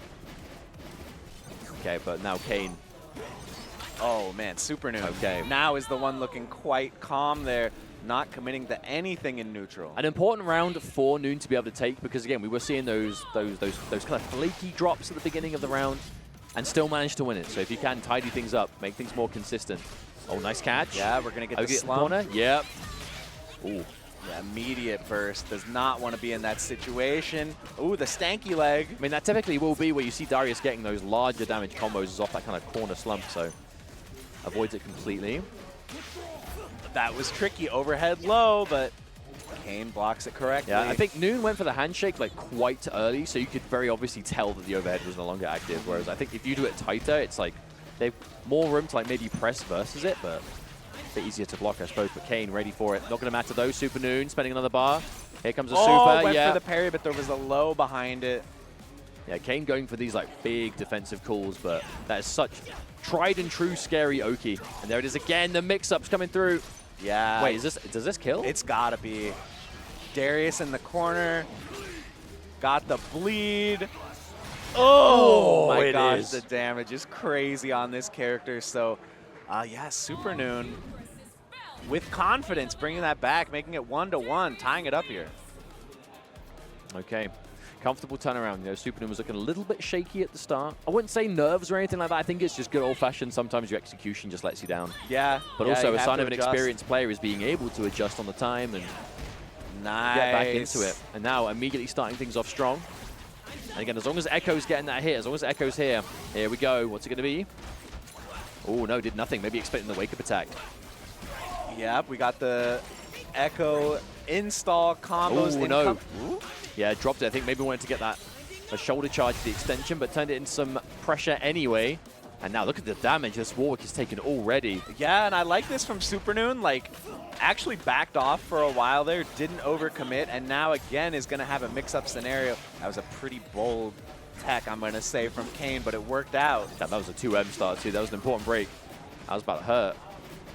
Yeah, Kayne does have burst available, so this is more even than it looks. Just kidding, not anymore. We got the wall slump.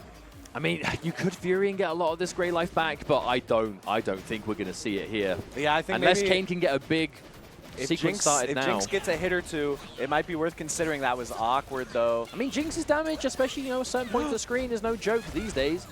But let's see. Oh, wow, whiffs completely. Yeah, actually looks like that caught off Supernoon as well. Yeah. Whoa, dash back 2H, big zap. I feel like most of these tasers are connected just so clean. Okay, Kayne's making it work. There's plenty of time left to go. There's Super? what we wanted to happen earlier. Yeah, blocking the super assist here. But here comes another install from Ekko. Yeah, Supernoon just popping it raw. There's a defense. Yeah, Jinx, no real mix to speak of from that range. At this point, though, I wonder if time is going to become a factor. Kayne managing to build some neutral here, but still massively down on life. Supernoon doesn't really have to, because he doesn't really have to take any huge risks to get in, but will get the round anyway. Supernoon, match point. Yeah, that's worked out so many times. The jump S1 plus Darius assist. We call that Darius assist the jump scare. It just comes out of nowhere. There it is again. Comes out of nowhere, wall bounces you. Then he does like a million trillion damage combo. But in this case as well, it's not only what he does to facilitate the damage, it's ending back into Ekko. And here you are again. I feel like most of the knockdowns in this match have been Ekko, the classic. That Ekko 5M, such a dominant normal, but Warwick's got some good normals too, a little out of range, but we might still have a chance here. Supernoon has to burst. Wow, that was bold, the immediate jump M. Well, it was a cool attempt. It was trying to go for jump N into jump H late on the way down, almost again like Dragon Ball style, but unfortunately it didn't quite work out. Just whiffed, but Supernoon still getting something here. Ran up and blocked the grenade, but not wait. The stagger pressure worked out there. Nice confirm on it too, Kayne. Getting some of that important blood. We actually haven't seen Bloodlust really yet for this Warwick in this match. Yeah, Kayne's had a bit of trouble getting started, but now Jinx has the corner. Oh, gets out of there right before Ekko comes down. That would have been a jump in for sure. What? There's I the love overhead. That. I wonder if that overhead was a read on the push block. Did Darius screw things up there a little bit? The OTG dropped, but now he had another chance at it. Oh, hang on. This is scary, though, because now he's just going to get the KO. We're now looking at a full Bloodlust. Yeah. Bloodlust means that the cross-up is very threatening here. That's the move that everyone likes to look out for. But we don't need it. The dive plus the Jinx rocket. We're going last game, last round again. I mean, Noon's closer to the break, so we'll be able to take a risk or two. Yeah. Save oneself, but we'll even see it. Oh, okay, I like that. The way Noon... Oh, hang on. Darius getting a clip here. Warwick catching those big, gnarly toes. And like you said, we want to end the situation with Ekko out. This is where the broken mix-up comes in. That was cross-up, I think? I think it was like last-minute side switch. Very hard to see. But the Ekko clone there. Wait, there's no might about it. I think this kills the character. Oh, Warwick died on that. That mix-up killed Warwick. Are you kidding me? The damage from this team is out of control. You can really see why Supernoon favors Darius. I mean, yeah, for good reason. Again, Ekko does the heavy lifting for getting that hit, bring in big boy Darius. And again, I like this so much from Supernoon. Like, okay, Jinx, you can set up the mousetrap, but what's it actually going to do? You're down a character. Yeah, I mean, this can be a 1,000 cuts kind of round for Noon. Does not need to go in, but gets a massive punish on the retreating guard. Okay, going to build the Fury, but when do you use it? Yeah, it's tricky because now we have the limit strike. We have the There are so many portions in that combo too where you can safely continue without having to worry about burst. Woo! Oh, there it is. Okay, immediate Kayne does get the pop. Now you need to get a hit now. Won't get the chance as Noon immediately chases down the opening, finds it, and yes. Let's go. I mean, and you guys saw that was also really smart at the end, using Ekko 2M to send back and put your opponent in an uncomfortable situation. And that's exactly what this team's capable of doing. But of course, Vi plus Ahri, very strong. We have Vi's ability to get in the opponent's face. I mean, there it is. What's there to say? Here comes the mix. Good block on the overhead, but there was one more dart.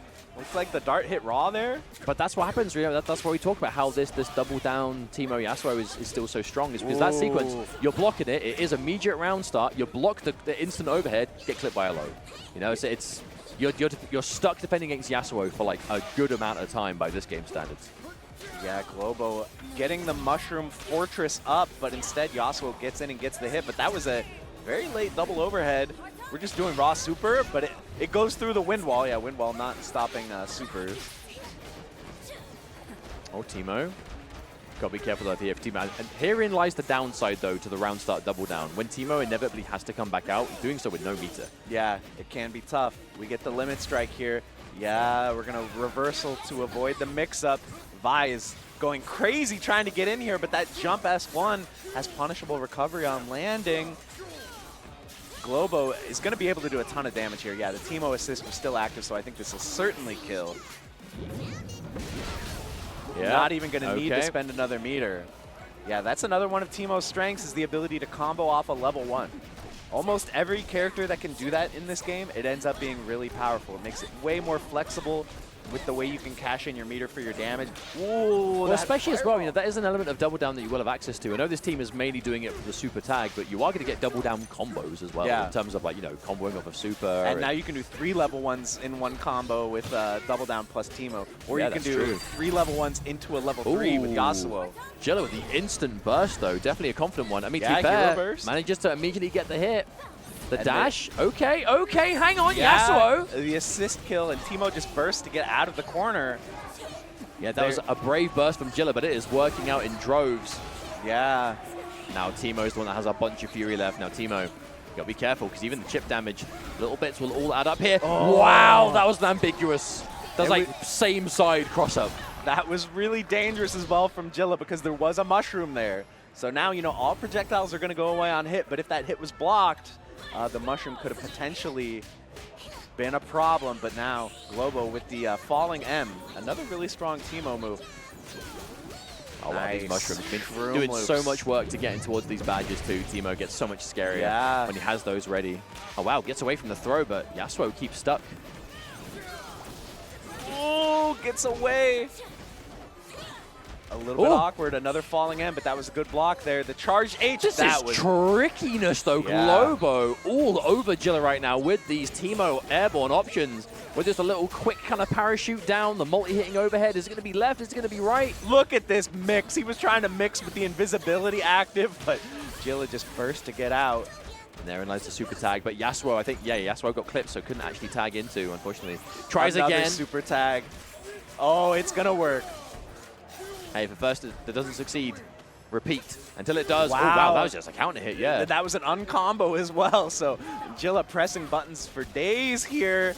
Was that Look a whip? At this. That was like a caught the recovery, maybe? I don't know if it was a counter hit. All right, level 1 to level 3, Yasuo Classic here.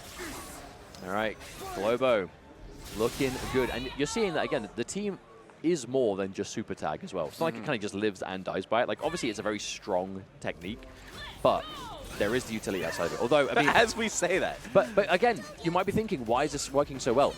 Your super meter does not carry over between rounds, remember. So at the beginning of every single round, you're going to have access to that threat. And even if it doesn't work out, again, your opponent has to respect it. They have to do things they maybe consider unoptimal to deal with it. Yeah, now we've got the corner situation. Yasuo with Teemo assist coming in. Oh, the cancel into the throw? OTG, limit strike. Yeah, the shrooms are powered up now as well, so Vi will be taking extra damage from the shroom poison. Is that going to go through? Yes, it is, but it hit Teemo, but yeah, I feel like maybe that wasn't quite worth the risk, unless Jila thought it was going to hit both characters, in which case would have been a very different story. Nice block, but there's the grab, and Teemo has very strong grabs. He's able to get pretty good combos. Well, especially afterwards. in the corner, right? Because there's like an up to 3 times hitting overhead that will hit maybe less or will hit the full 3 depending on how low he is. So you'll be blocking expecting all 3 hits, and then suddenly you get grabbed. Yeah. Because it's 2 hits instead, and then the third one wasn't there. Teemo, I think Teemo rushed down, no joke. That damage was all off of a grab thanks to the Mushroom Merit Badge, but now Teemo again, like you said, the rush down Teemo, we've seen it from a few players so far, is just looking really strong.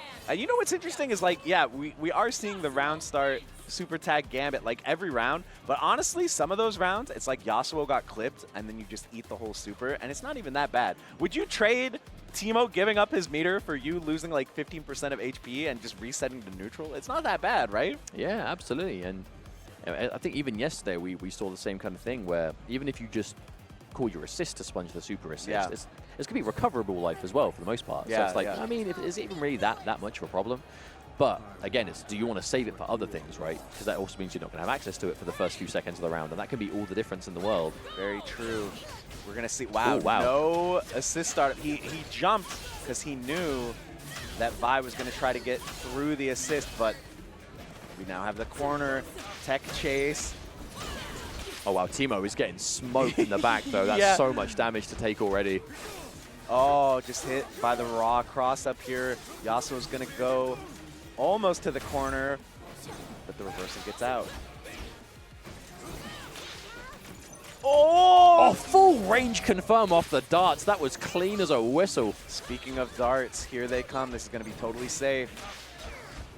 Okay, oh, watch out. Watch out for the slingshot.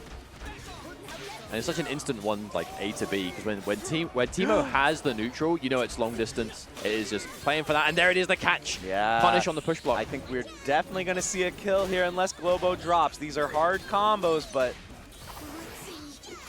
Yeah, here comes the level 1. Here comes the tag launcher. Oh yeah, this definitely kills. Oh my, and then double down back. That's 3 level 1s in one combo for those of you not keeping track. Oh my god. I mean, you're a bit meter starved, but you've gotten rid of one of the characters. That's ultimately way more important. Yeah. Once you lose one character, you lose the assist, you lose the freestyle. You basically don't get access to your fuse. Yeah. And that's the biggest downside. All right, we got Vi with the buffed super assist. It is better now, but still not quite going to help close this gap Oh, just what is yet. going on? Jila being very hard to pin down right now.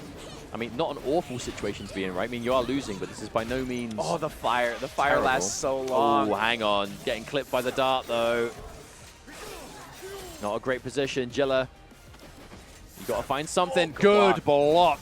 Clutch block on the side switch, but... Yeah, a little bit scared to take momentum afterwards because the threat of Teemo assist, and now, okay, Globo going to match point here. This Teemo Yasuo is looking really good. What's the round start gambit going to be? I mean, of course, but You then guessed dash it. punch. Oh, and it loses. That's so unfortunate that Yasuo didn't get hit there. So now we get all this corner carry. Okay, we did get the tag out, though. Oh, that's unfortunate. Oh, that was off a 2H. I feel like Jila maybe could have. Globo already building an advantage here. Has the break advantage. Is going to get this big combo here. Teemo has Shroom Loops. He can carry really far. I mean, you probably get the corner, but I don't think Vi dies to this. But it's definitely not a best. Yeah, no, not just with the in. level 1, but we are probably going to get the level 1 ender into the... Wait, hang on a minute. Wait. Well, hang on a minute. Another level 1! I eat my words. I eat my words. That does kill, because there is a loop. Double down, plus the ability to combo off your level 1 solo. It's confirmed. It really is more than super tag. Yeah, I think so. And okay, tech chase, but a little late. Hit by jabs from Ahri. Fury is available as well. Yeah, Jila has been put in the situation, though, a handful of times now where it's kind of just the half-dead Ahri solo left alive. I mean, resources-wise, they're looking good, because Globo is spending the meter as soon as it gets built. At the same time, that health looking kind of scary right now. So much work to do, so much life for Globo to sit pretty on. But Jila, okay, does a lot of damage to the Teemo in the back, though. Good, hang on a minute. Whoa. Just as I can say that, I think this is looking okay for Jila. Good block on the overhead. The darts. Trying to super, but Vi was in there. Wait a minute, now calling Yasuo is really dangerous now. Does that pick up? No, not quite. Far. Oh, no! Instant burst. You have no choice. Jila is alive, but no, gets hit immediately, and thank you very much. Globo advances through in the winner's side. It is ridiculous. We'll have to see who's going to come out on top here. Both running freestyle. And again, that round start, that unofficial double down, right? That super. I feel like the super finishes quite early, and then Yasuo's still on screen. And there's just a lot of blocks done to it, and obviously on hit, you get a massive opportunity as well. It pretty much is double down in practicality. What's also interesting is Leffen did wind wall assist with Yasuo instead of doing the other assist, because if you do wind wall, you don't really have that risk of Yasuo getting clipped and not being able to do the tag. So yeah, already Leffen controlled that opening gambit and took the first character, but Hikari is going to get a burst out, so no matter how this round goes, that is a bit of a win. Oh, the whiff, Hikari. Can get a massive punish on it, a little bit of damage, but oh no, but then immediately clipped by Leffen. And there's 3 bars. I don't know about you, Crofts. I think this might be a dead Yasuo. Yes, I think it should be pretty easy with level 1. Wait. We're jinxing things left and right here. What's going on? Gunshot, tag. I mean, maybe off of that confirm, it's a bit, maybe not as realistic to go for the level 3. I think that's a safe jump. Or you can just save it. Yeah, that punish too. I mean, that probably would have chipped as well, right? A lot of chip damage. Oh, did it not chip? It came out with punish, so I assume it caught some bad. sort of recovery, but either way. And this time, no super use. But I think that's what's interesting about Freestyle. It's not necessarily about doing the super gunshot to get the pressure. It's just as long as you've got the gunshot in some fashion. Right. Yeah, these corner knockdown situations are pretty good for Kate. Yeah, you can see it's the sweet spot trap, which does disappear when rolled over, but then you have all kinds of tech chase options to deal with what they do afterwards. Yeah, and these players, if they're used to this game, like, having something on them in the corner to kind of almost force them to roll or kind of make roll a very attractive option, you are ready to deal with it. On the flip side, though, Hikari getting some good damage here. Yeah, I feel like with Ekko, wake up roll almost never works against Ekko. Yeah, he got the character kill there off of that. I just feel like Ekko has so many plus frames on knockdown with the grenade that if you roll, you're just guaranteed to get thrown afterwards, which is what happened to Leffen there, losing Caitlyn. Yasuo was going to have to make this comeback, although Fury might make it a little easier. Ooh, the instant Fury. You know what? I respect the early Fury because you have a lot of life to play with here, and this is very, very much doable if you have that access to Fury. Now, the problem is a lot of this Fury is being wasted. This is a long combo Leffen's being hit by, and the other Hikari's problem keeping it going. Is you get the Ekko knockdown, which is one of the best things you can have. You can see even there, you're protected from the reversal thanks to Time Winder. So much meter to play with here. But what can you do with it? Yeah, I feel like Leffen went into that fully stocked as soon as that burst was activated. Fury's ready. But Hikari, it's like Hikari saw the activation and then just went full steam ahead as a response. Just not even giving Leffen a chance to make the most of it at all. Tick throw, old school, same side mix, but Leffen said no, just jumped out. All right, we have the tag in play here. Yeah. Okay, limit strike, sure, but the important thing, getting a little bit of damage. Reflector on the screen. What are we doing with it? Wind wall as a response. Yeah, wind wall. That tornado destroys what's left of it. And again, these jump back shots, I think Leffen knows that Hikari is going to go in. It's just about trying to meet him in the air. Yeah. Oh, the overhead. Is there a path? I mean, honestly, I see so much of this team, but I find it so hard to keep up with the paths of where it's going to get access to the massive damage or where you're going to go for the reset. But the reset this time, push block. Oh, but the rewind straight into it. Leffen ready with the catch. Misses! No! The partial charge gunshot. Tricky juggles for Caitlyn. Unfortunately, Leffen's going to miss it, and that's going to result in a burst bait as well. Yasuo comes out, and farewell to you, sir. And now it's going to be that solo Caitlyn. I mean, we saw... Oh, no, roll straight into it. I mean, Leffen just wanted to reposition, but Hikari was one step ahead. Gets the big launcher here. It's going to be the OTG, and that's going to kill. Hikari takes game one. I mean, he had to fight for it, but... that is an advantage now. I mean, it just seems like the Ekko knockdown and the mix, the Okizeme, all that stuff is adding up to Leffen getting opened up. That's just so reliable, isn't it? Leffen also dropping some key combos. I don't know. Mustard, what's going on? I'm not sure. I mean, Leffen has been doing the deep breathing in between, trying to stay composed. I know Leffen has been talking online about not feeling 100%, but obviously when you're in a tournament, you got to deal with the here and now. I mean, especially when Hikari is doing what's going on right now. Nice catch. Yeah, jump S2 onto the trap. There's still a trap there, but it doesn't matter. Kate could be going down here. Okay, Hikari. Okay. This is how you continue it. Yeah, get rid of that Caitlyn. With no Fury available, going to make this comeback a little bit tricky. Going to need a few hits. Leffen is probably more comfortable doing the solo comeback with Yasuo, but I think Caitlyn is the more unknown of the two, whereas Hikari will be facing down a solo Yasuo significantly more than a solo Caitlyn. That's true, and now again, whenever Ekko gets these hits in the corner, it spells danger because he's going to control your wake up. What are your options to get out of this? Try to jump and just get hit by the meaty grenade. Oh my goodness, Hikari is doing it. Yeah, One round away from eliminating Leffen. Looking at winning 4 rounds in a row here to send Leffen packing. That would be such an unfortunate turn of events.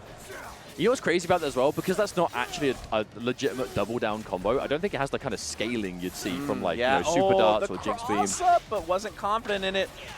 Hikari getting another jab here and has the parry ready. Very smart to chase down. Oh no, Caitlyn. Combos off the throw with the freestyle as well.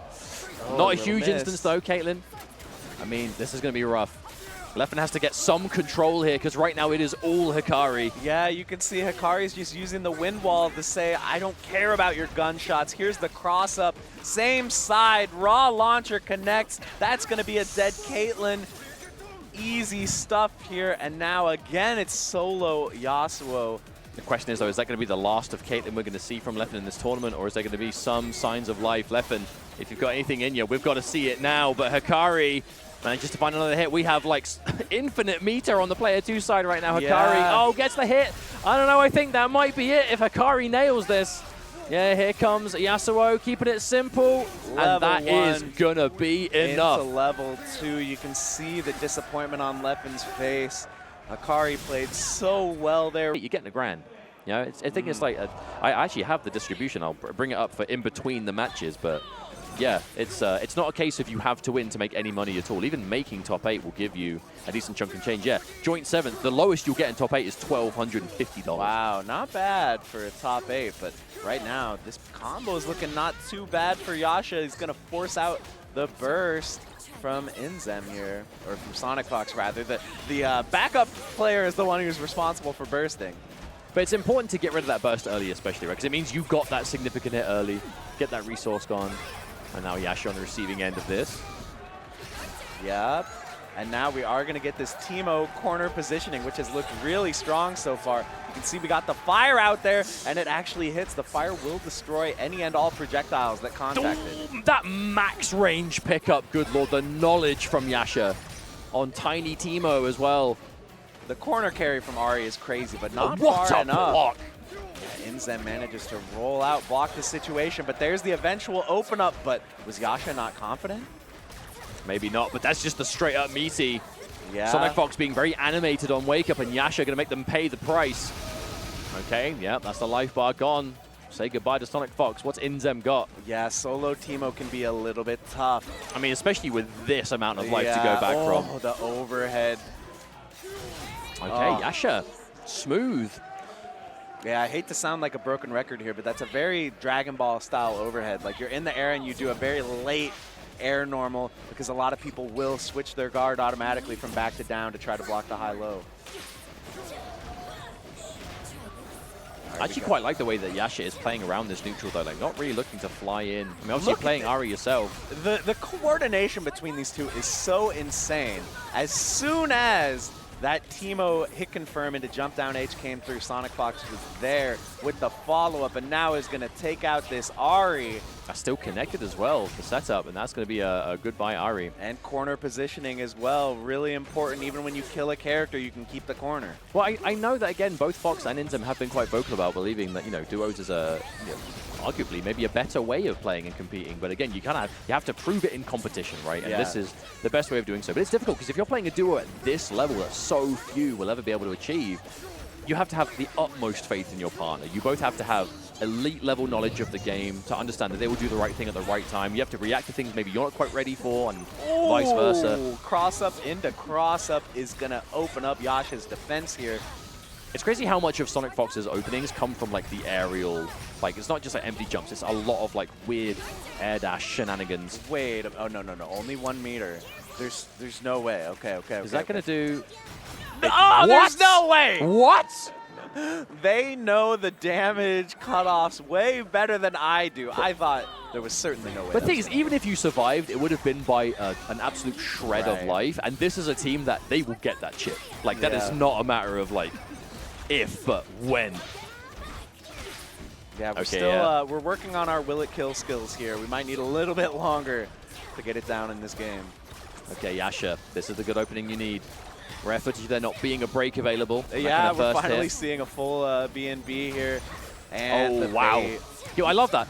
The Yasuo call to make the assist hit meaty. Obviously, the wake-up attack deals with that, and then you just whiff punish the wake-up with a full-on jump in. That was gorgeous. And again, that one situation has now gotten rid of Ahri. Best case scenario. Once more. Okay, gets the confirm, but not going to get too much here. I mean, we'll combo off this, get the knockdown into the tag. Limit strike ender. Okay. I mean, INZEM. Ooh. Ambitious wake-up attack there. I mean, you have Fury. Yeah. Okay, gets something. Wow. No, hits the assist. Wait just a minute. It's so funny seeing Teemo chase that down. It's like, no, he can't even keep up with the super assist. Oh, no. Retreating guards into the returning super. Nice. Oh, the reaction. The handshake. Yeah, that's something we're seeing more and more from these good players, is tagging in reaction to burst. You can definitely see it in time if you're really looking for it. I mean, it's the kind of thing that as long as your other character is on the screen, you have access to it. But it's where Freestyle gets so strong, because Freestyle gets the second chance to do it. You know, you can use an assist, they're going to hang out, and if they then burst, that basically means your opponent has to just let you do the combo. And the lower health you have, the scarier it is to do that. Because you might end up taking the combo and then end up dying to ship and then die with your break unused. Ooh, blocks the reversal. Okay, what's the mix here? Oh, no mix there. Just straight up jump heavy. Oh, super clash. Let's go. Yep, the denial. But Yasha ready for the way in. Tries to 2H, but whiffs completely. SonicFox now going to get something off of this. Decent chunk of life, getting to that half health threshold. The Teemo assist is also up, which can really help here with that tricky Okizeme. That was like programmed in for the same side Ahri as well before the handshake. Yep, this one's gonna kill, guys. Just to let you know, in case you weren't sure. Well, I'd always assume that if pro players are like cashing out, it's probably because they know exactly how much it's gonna do. But they have played these characters before. They've played these games before. All right, you're getting the corner carry. Again, we are going to get the limit strike ender. Wait. If Teemo comes in, this is cut. Yeah, tag. Oh, here he is. Yeah. You're right. The little devil. What's he got? Oh, he's shooting. He's shooting. He's blasting. Pew, pew, pew. That was both life bars gone immediately. This team is just doing way more damage than I expect for Freestyle. Like, if it was double down, I would get it. And they do it off of like such a massive advantage as well. You know, like limit strike, they're building infinite bar. Not literally, but you know what I mean. They got lots of it. For sure. And now, and they can just dump that bar they build in absolute just death combos. SonicFox's mix is just so simple but effective. Not going for anything too crazy, but just responding to how Yasha is trying to defend these situations. I like the little hover up just to go over. Floating above.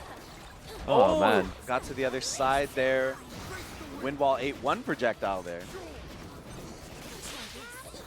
Okay, again, in comes INZEM. Build them badges. Actually, I don't think we're even seeing the badges come into play. It's just default Teemo. Oh, how did you get to the other side on that?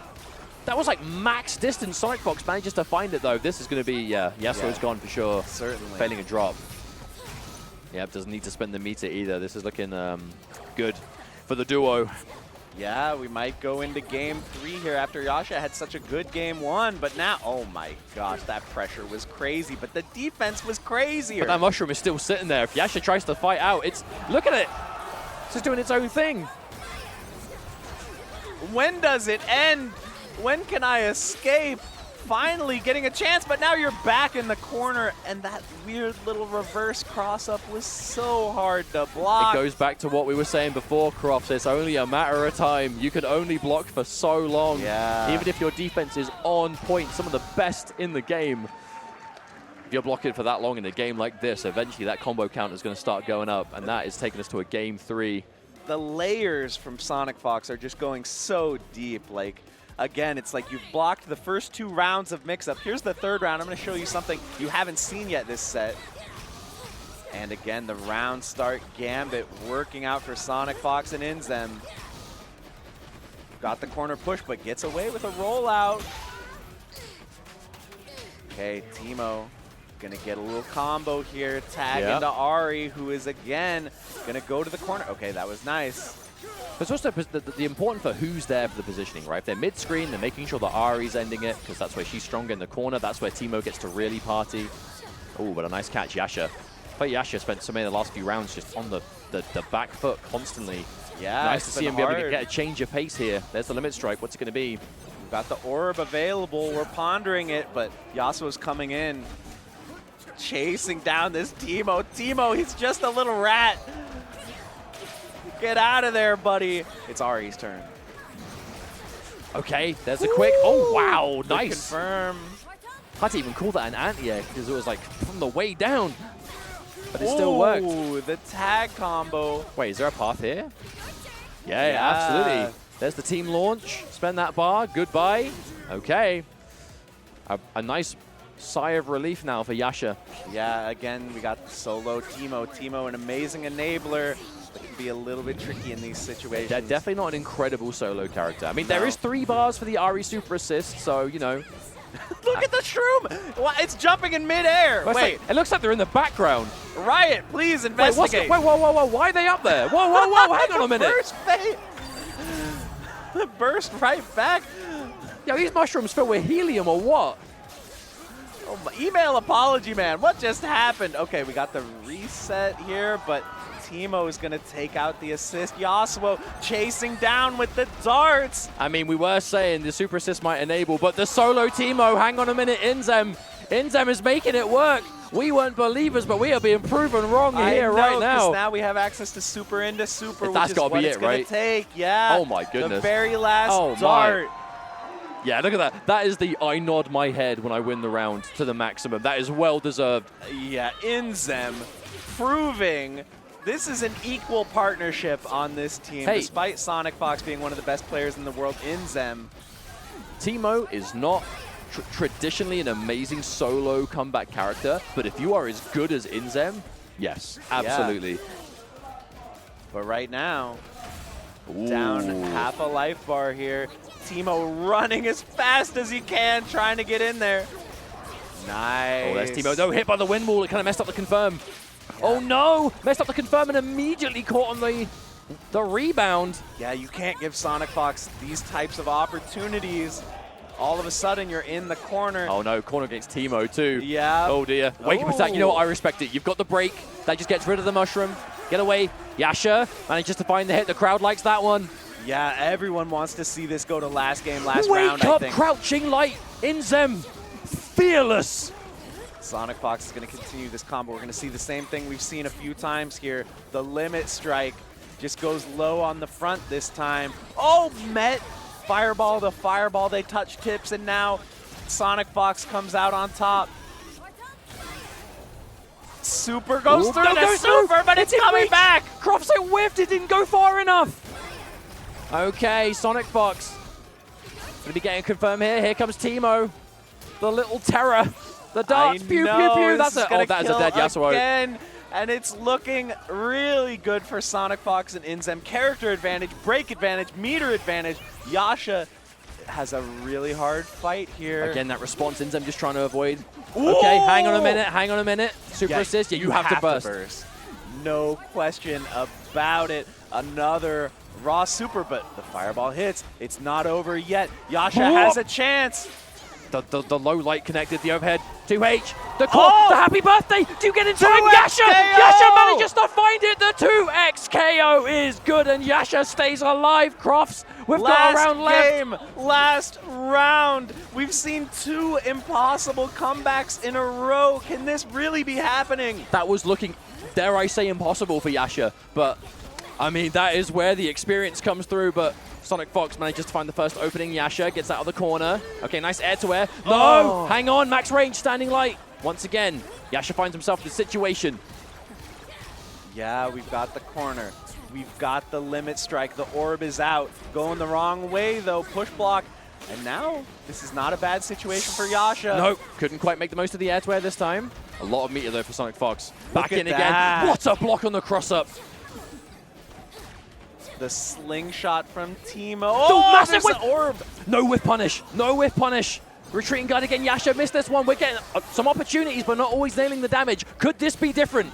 That's another happy birthday. We're going to get the confirm afterwards. We got to burst those. Get the shrooms out, but we destroy the shrooms with a level 1. Huge. That punish was insane. It's crazy that INZEM has only just built that badge as well, but manages to find the hit. There's so much meter here. Is there a path that you can dump to get the damage here? Here comes the big shroom. Don't drop this, INZEM. Do not drop this. Okay, it's up to SonicFox. Who with the 3-bar Valentine taking down Yasuo. Doesn't want to take any risks here. Wants to guarantee the kill. Now, once again, it's solo Ahri from Yasha. He did it once. Can he do it again? I mean, you have no choice. It's do or die for Yasha right now. You either make something happen or you are eliminated. Oh, same side.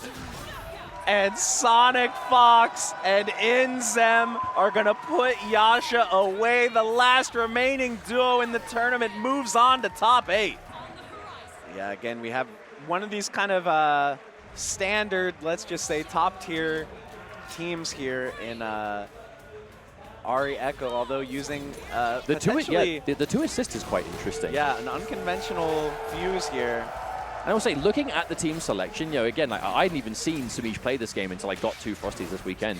Seeing that Ahri, I said to Semiij, I was like, let me guess who you're playing. And Ahri was the first one, and Semiij was like, yeah, definitely. Because this is absolutely the kind of character Semiij likes. You know, in the games prior, a lot of like Catwoman and Injustice, who's long range, can be quite annoying in the air. Melina, you know, long range buttons, kind of tricky projectiles, absolutely fits the build for the kind of character that Semiij is going to be playing. But here's going to be the install mix-up. Reactions. Blocks. So, wow. Reactions. Oh, with the last-minute side switch, too.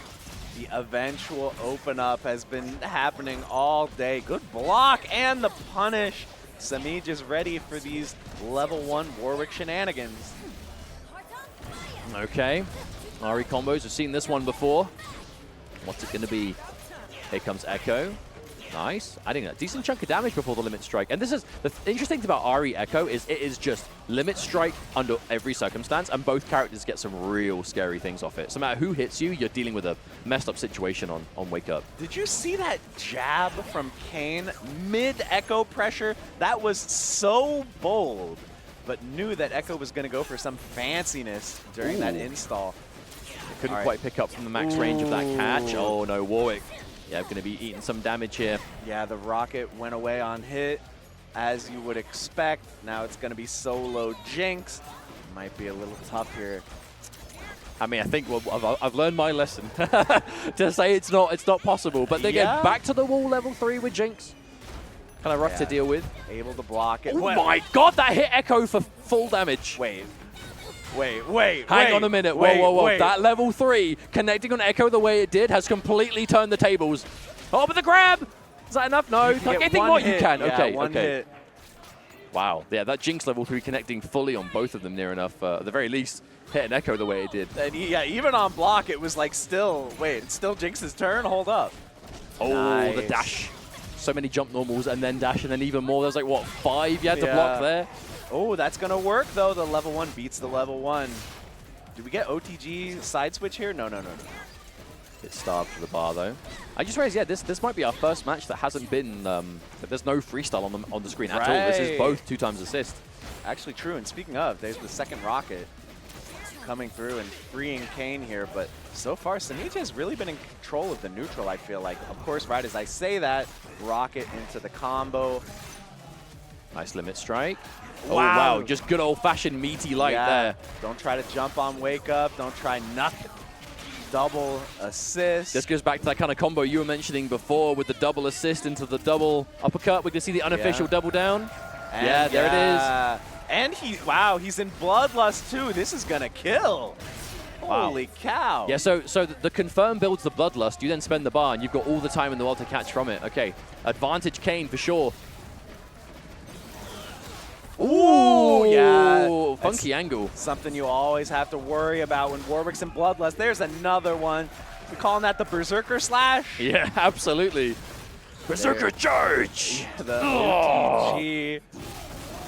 Yeah, that's Berserker Barrage right there. Listen, guys, there's some references in this game. He's a werewolf character. You mean there's not some Saber Wolf in there? Look at those hands. His sweep is very Saber Wolf-esque, I will say. It's almost like this game is made by fighting game fans. Yeah. Crazy. All right, we got the Ekko double assist. My time. All right, level 1 blocks. Trying to jump out. That was so clean. Definitely not the, it wasn't like a full hit, but Semiij was able to still make the most of it. All right, here comes that rush down. I love the boldness from Kayne. Just running this man down. It's so tilting to get hit by that overhead out of the air. The reaction on that Ekko overhead too, the challenge immediately. Kayne is switched on. And the Bloodlust is ready too. Hang on. Bark up the moon, Warwick. Let's go. Now we're going to have to be worried again. Cross-up shenanigans are on deck here. Oh! Wow. It's happy birthday! Oh, no! A 2x KO again. We've seen a few so far. 2x KO is going to take out Kayne. I'm sorry, take out Semiij and Kayne representing EU. I mean, you see Kayne's team, and I always feel like, okay, Jinx is probably going to be doing a lot of it, and Warwick's going to go in for kind of like sporadic offense and maybe go back to Jinx, right? I feel like this match is the opposite. I feel like Warwick is just schmoving with ultimate support of just rockets behind him at all times. Ooh, there we go. The cold star assist. Speaking of references, got the corner. Gonna go for a limit strike here. Just kidding. I lied. Well, no, the eventual limit strike, guys, because Ekko Okizeme is really good, but that time it was not reversal proof. I mean, no, this is the limit strike of having your cake and eating it too. They're both doing it. Yeah, and with Ekko, having that corner knockdown is just so advantageous. But now... Ooh, I love these preemptive buttons from Kayne, because calling in when Semiij just going to close that distance, running straight into these 5Ms. And look at what it leads to. Okay, this gives you that advantage. What are you going to do with it? Yeah. Nice push block, but manages to get in another happy birthday. Bloodlust is popped, falls out of it. Okay, Semiij stays alive, but no, does not block the overhead. And Kayne going in once again. This Ahri getting taken down. So much blood left. Yeah, that overhead is the gun. Warwick always has that thing on him. He's ready, and here's going to be the confirm. I love the readiness as well, though, for that double assist. You know, the rocket to kind of keep that block stun going. The second overhead was blocked, reacted with the handshake back to Jinx. Kind of lets you extend. Ooh, look at this, too, with the tag off the OTG. We're going to get the knockdown here. Jinx is pressuring. Nice. Okay, parry. Wait, Jinx tried to jump out. Triple overhead is going to open up Kayne. That exact same situation happened in the first round, I believe. Okay, Jinx taking some damage here, but okay, the retreating guard, building that space, that important distance for Warwick right now. Ooh, air dashes away, Semiij. Not wanting to play with fire here. Again, it's the way that Kayne is just consistently just running down at this kind of sweep distance until point blank. Yeah. But Semiij is not one to mash. Is not always looking to press defensively. Big zap. This is actually pretty big damage. Oh, this kills with the unofficial double down. Here he comes. Oh, so high in the air. And let's be match point. Crazy. Level 1 into level 1 has just been so powerful for everyone so far in this top 8. Ooh, watch out. Watch out. It's back to back and baited it. Oh, I'm not going to lie. I'm a big fan of Semiij, but this is looking like it's all Kayne right now. And if Semiij can work out something here, the handshake combos off the overhead. Oh, that taser's ready to go too any minute now. Oh, the grab. Hang on, wait. This is Jinx. Jinx gets run up here, yeah. Does this kill? Level 1. Oh! No! What are you standing up for? No! No, not like this. Not like this, Kayne. Say it ain't so. I mean, Semiij, let's be honest. Chip damage territory, no fury. It is a tough situation, but this is where Ekko shines in the corner. Wait a minute. Okay, hang on. I mean, surely not. All right, super assist gets baited. Nice retreat guard, get out of the way, block the level 1. Oh, watch out. Yeah, you do not want to block that. Gotta be so careful. Look at Kayne, there's the whiff throw. The challenge, no, couldn't get anything off of it. Retreating guard, Kayne, the throw back, you can't do anything. Mix up potential though. No. Okay, you have the fury. But if this gets baited, if this fury gets baited, if it even gets used. Yeah. We might just see another Okizeme situation here. Standing back with the cold star. Oh my goodness. A collective sigh of relief. Really quite fantastic. But I can't quit the ball top, man. Can't be doing it. But it's hard to pack. All right, I think we're going to be... Oh wow, was that the start? Are we just trading 5Ms? We're in there. Okay, yeah, I don't know if we got to see it, but that literally the opening gambit of this match was literally just trading normals at round start. We are not here to screw around. We saw from Senshii earlier the really crazy Illaoi tentacle mix-ups, but not going to come into play here with Ahri getting that hard knockdown that she wants here. Oh, nice low parry on the sweep. Wait a minute, Senshii. Might just turn it into a side switch too. That was optimal. Oh, the stare down. That was a pregnant pause, as they say in writing here. That is how you can tell that neither of these are mashers. They're not going to be looking to just press at every opportunity. Overhead. Oh my goodness, but we are playing at 100 miles an hour. Oh, the catch! Yeah. No, that's a dead character. That's an Illaoi 2M start. Yeah, goodbye. Without a doubt. Yep, there it Straight is. into level 1. You have corner positioning. It's a shame the tentacles don't carry over between rounds. Am I right, Illaoi players? It's a shame. Imagine. I would say it is a blessing. Ooh, the parry! Goes up for the throw. Senshii is looking really confident right now. Oh, empty jump. Maybe anticipating a perhaps Ooh. anti-air parry or something like that. Yeah, it can be awkward when that assist hits anti-air. Ooh. Just backing off, wants to call another assist. What's the mix going to be here? That was a low. So he jumped over and hit low. Wait, maybe it didn't hit low because it was already that's death, tagged right? out. Regardless. Oh. Yeah, I guess that was just a normal cross-up. I got a little too excited there. Assist can't hit low To be anymore. fair, for this team, you could be forgiven because Yeah. it's like who knows what's going on half the time. Ground bounce. We'll continue the combo here. Yeah, just going to get the tentacle. Wanted Oh, a grab wow. there, I think. Yeah, maybe. I mean, we did see Senshii favor that in the earlier match we saw on stream. That was just a straight-up wake-up crouching light. Yeah, yeah. We call that a barre in the business, a.k.a. mashing. Fancy word. Yeah. Oh, okay. Oh, wow. A Nice. counter hit. Yeah. This is what you want? Yeah. Do some more damage. All right, now who is going to be making the most of this? Yeah, limit strike limit is Ahri. strike. We're going to look for a cross-up. What a block!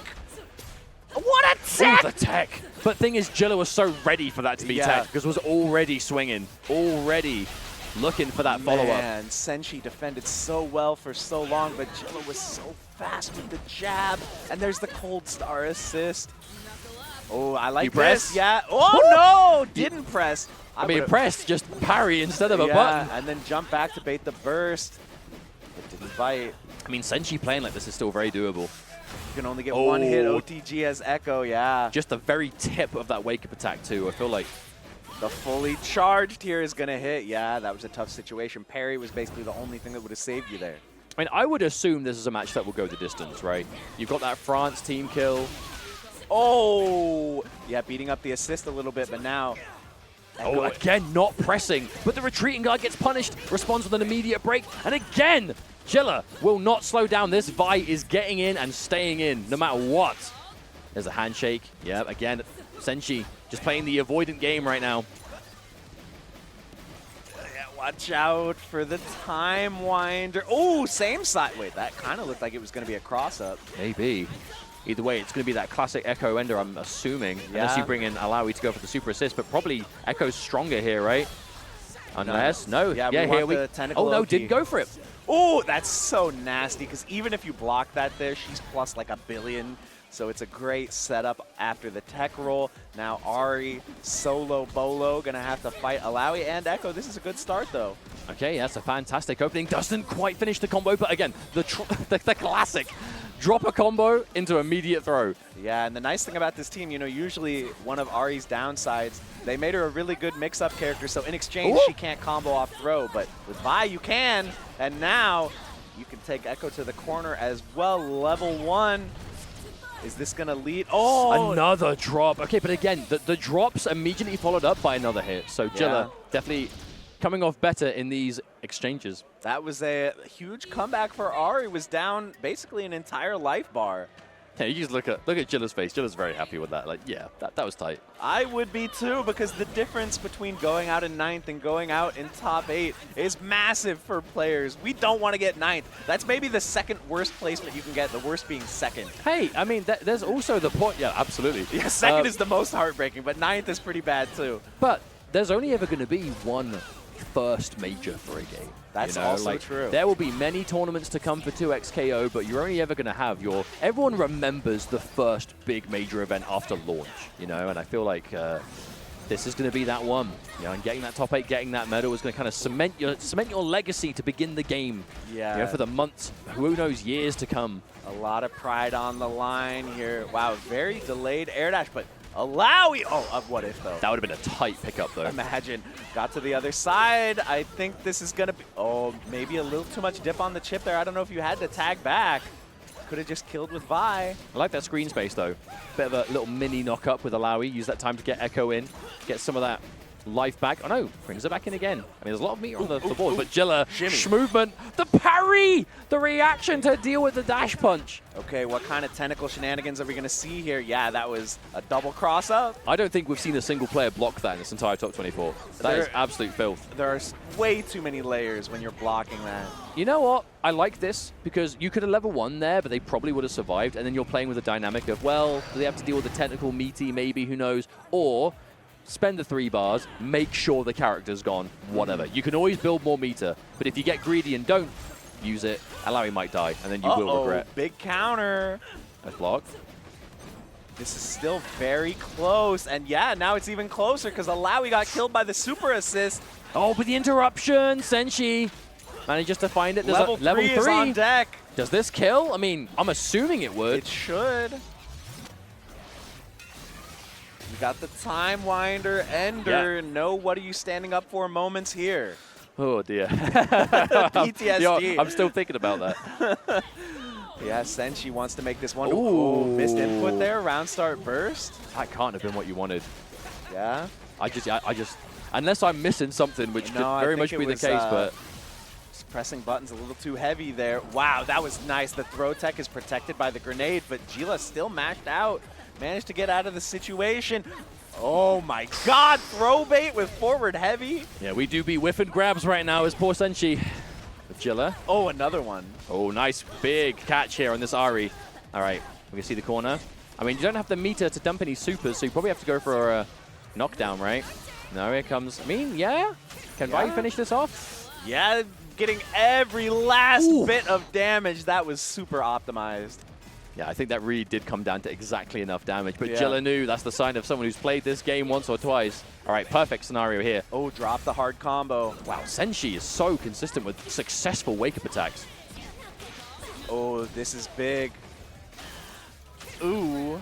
Yep, just take the advantage. The Into meaty throw. grab, and that's going to be death. Spend that bar, slam the ground, and that's going to be... Wait, is that enough? Scaled, No, not scaled quite. from the throw, but the low will take it. You know, even with the throw scaling, I thought for sure that was going to do enough. But I guess, again, with that little bit of life left, you're talking chip territory at the very least. Jila is now on match point. Senshii needs to win this. Look at this, the Ekko double tentacle. Yeah, because you hit the assist. It created 2 tentacles. All and right, still, now. again, Senshii just straight up not really going for that super. mix-up is just as nasty because you have the command throw opportunity there. And it saves the meter, right? Yeah. Oh, speaking of tentacles, here we go. This time, level 1. Just enough. Yes, it is. Yeah. Senshii fighting back. Working on a perfect right now. Yeah, we do have Ahri super assist coming in, which is very powerful. But she gets sniped out of the cold star. Ooh. Oh, that was so quick. Yeah, that was an instant throw off the sway. Ooh, didn't believe. Oh, parry! The parry. That's a momentum shift if ever I've seen one. Oh, it Ooh. looked like a burst bait could maybe be on deck, but... Well, it's so dangerous to break when they do a 2H, because that's where they're going to jump cancel, and they can obviously block from that, right? But not going to happen this time.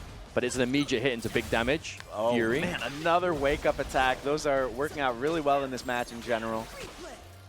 Yeah, Senshii has just been on it I think near enough every wake-up attack has connected so far from Senshii.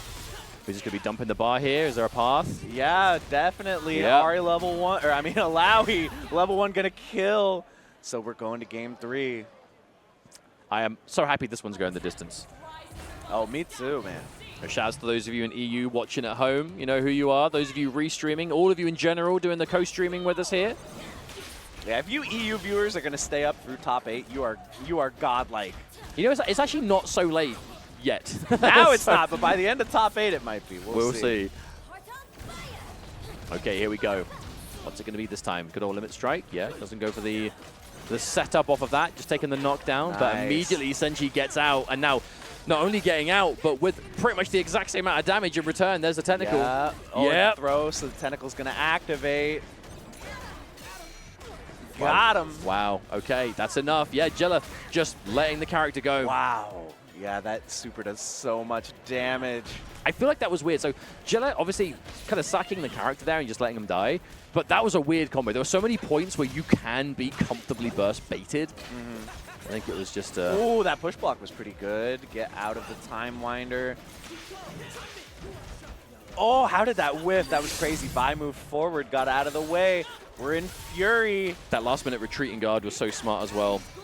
Looks like it made Vi punishable there. This is going to be really tough. Yeah, so Jila put a lot of faith into this Vi comeback. You know, saved the Fury, didn't save Ahri with it, but did use it to try saving the Vi, but has spent almost this entire Fury time just being comboed. And here it is again, the meter dump. The technical hasn't even been used, won't even need to. And there it is, all the meter spent and delivered. Senshii is now on match point, a single round away from eliminating Jila and becoming our final top 8 qualifier here. Oh my god, that 5M is so privileged. The reach on that was crazy. And then the auto shimmy using the clone. Yeah, we have gone to 100 miles an hour here for Senshii. We are full steam ahead. We've seen this so many times. The tag launcher into Illaoi, but this time we have the super gets disappeared because Illaoi got hit. I think that was the first time we've seen Senshii go for the technical super. I guess Senshii's saving it for when a character's already in a lot of trouble. They're in a rough spot. You kind of just need a few little bits here and there, or maybe even the chip damage to really make them sweat. But again, Jila escaped immediately, got a big jump in, but couldn't get anything on the ground off of it. Yeah, fortunate situation for Senshii. Oh, tricky. That low came so early. Oh no, another drop. Can't be having those drops, but no, Illaoi getting caught. Was that perhaps a push block done too early? Oh, the defense, oh, the defense! Block eventual open up the third cross-up in a row. Nice parry. God. We've seen a lot of those from Senshii. And the bait was crazy. That's insane. Okay. Got the knockdown. I mean, that's enough, surely. That's got to be enough to get rid of the Ekko. Okay. Yeah, we might be going to last game, last round. I mean, Illaoi's got the damage, but the solo Illaoi without the Ekko on top. What is going on, Jila? Zooming all over the place. Supersonic. Wow, good block. You would have expected multiple overheads there. Oh! That was clean! And that is actually like the optimal confirm when you're from far away, but it just wasn't quite able to keep it going. You live this, right? Okay, nice challenge on that standing light. Wait a minute, wait a minute, wait a minute, yeah, Crofts. This is big damage. Illaoi's doing doesn't spend the super? This might come back to bite. No. We got the throw. You can level 1 there, but doesn't want to do it. You're alive, Punish. you're alive, you're alive. Okay, hang on a minute. Senshii has brought this all the way back. You have 3 bars. Can you obtain it? Can you find even chip damage? Parry here. Oh, no. Oh, did not. Maybe tried. Maybe thought the chip wouldn't be quite enough. So close. Last game, last round. For both these French players, they both want to move on to top 8, but right now it's looking good for Jila. Gets the knockdown. Uh-oh. Gets the low. I mean, Ekko survives, but goes for a reset maybe? Let's see, Ekko manages to get in there. My time. Now we have tentacles behind. Watch out. Good block on the overhead. Yeah. Oh, what a response as well. Walks straight into it. There's The double! no way. There wasn't a third tentacle to be able to get that. Attempting the impossible confirm there. Senshii with this Ekko. Now Illaoi comes in. Yeah, we can get a nice combo here with the launcher and the second tentacle. And now we have a tentacle on deck. Watch out. Yeah, jabbing. Keeping it simple. Oh, where you going? Yeah. But it's impossible. But you can't burst here because you'll just get punished. Flip out. Hang on a minute. You're alive. You're alive. Spaghetti is falling everywhere. The triple overhead gets the open up. Are you going to burst? Surely. Okay, no. We just take the knockdown here. Characters, they just won't die. Everyone's just surviving at almost no life, but who is even in the lead here? Jila's got 2 characters, but Senshii's got full Fury and a full health bar on Illaoi. Speak too soon, though, Illaoi. Getting smacked. There is the Fury, right. This is make or break time. You can see Senshii was looking for a safe opportunity to activate Fury there. Jila was looking for a couple little burst baits. I mean, Senshii just needs to breathe on either of these characters in Fury, and they are done. I think that's why Jila is kind of just building this space, getting that time. There's 3 bars, tries to forward S1, it doesn't work. No, I misconfirmed. Jila goes for a 2H out of range. It does not connect, and Jila now left with this bleeding Vi. But they have so much meter both. Yeah. This could go either way, folks. This is so dangerous. Destroy the tentacle. Don't deal with it. The tech! Insane tech. No way. I think Senshii's ready. Senshii was ready, and that is gonna do it! Senshii with one of the best matches we have seen all weekend.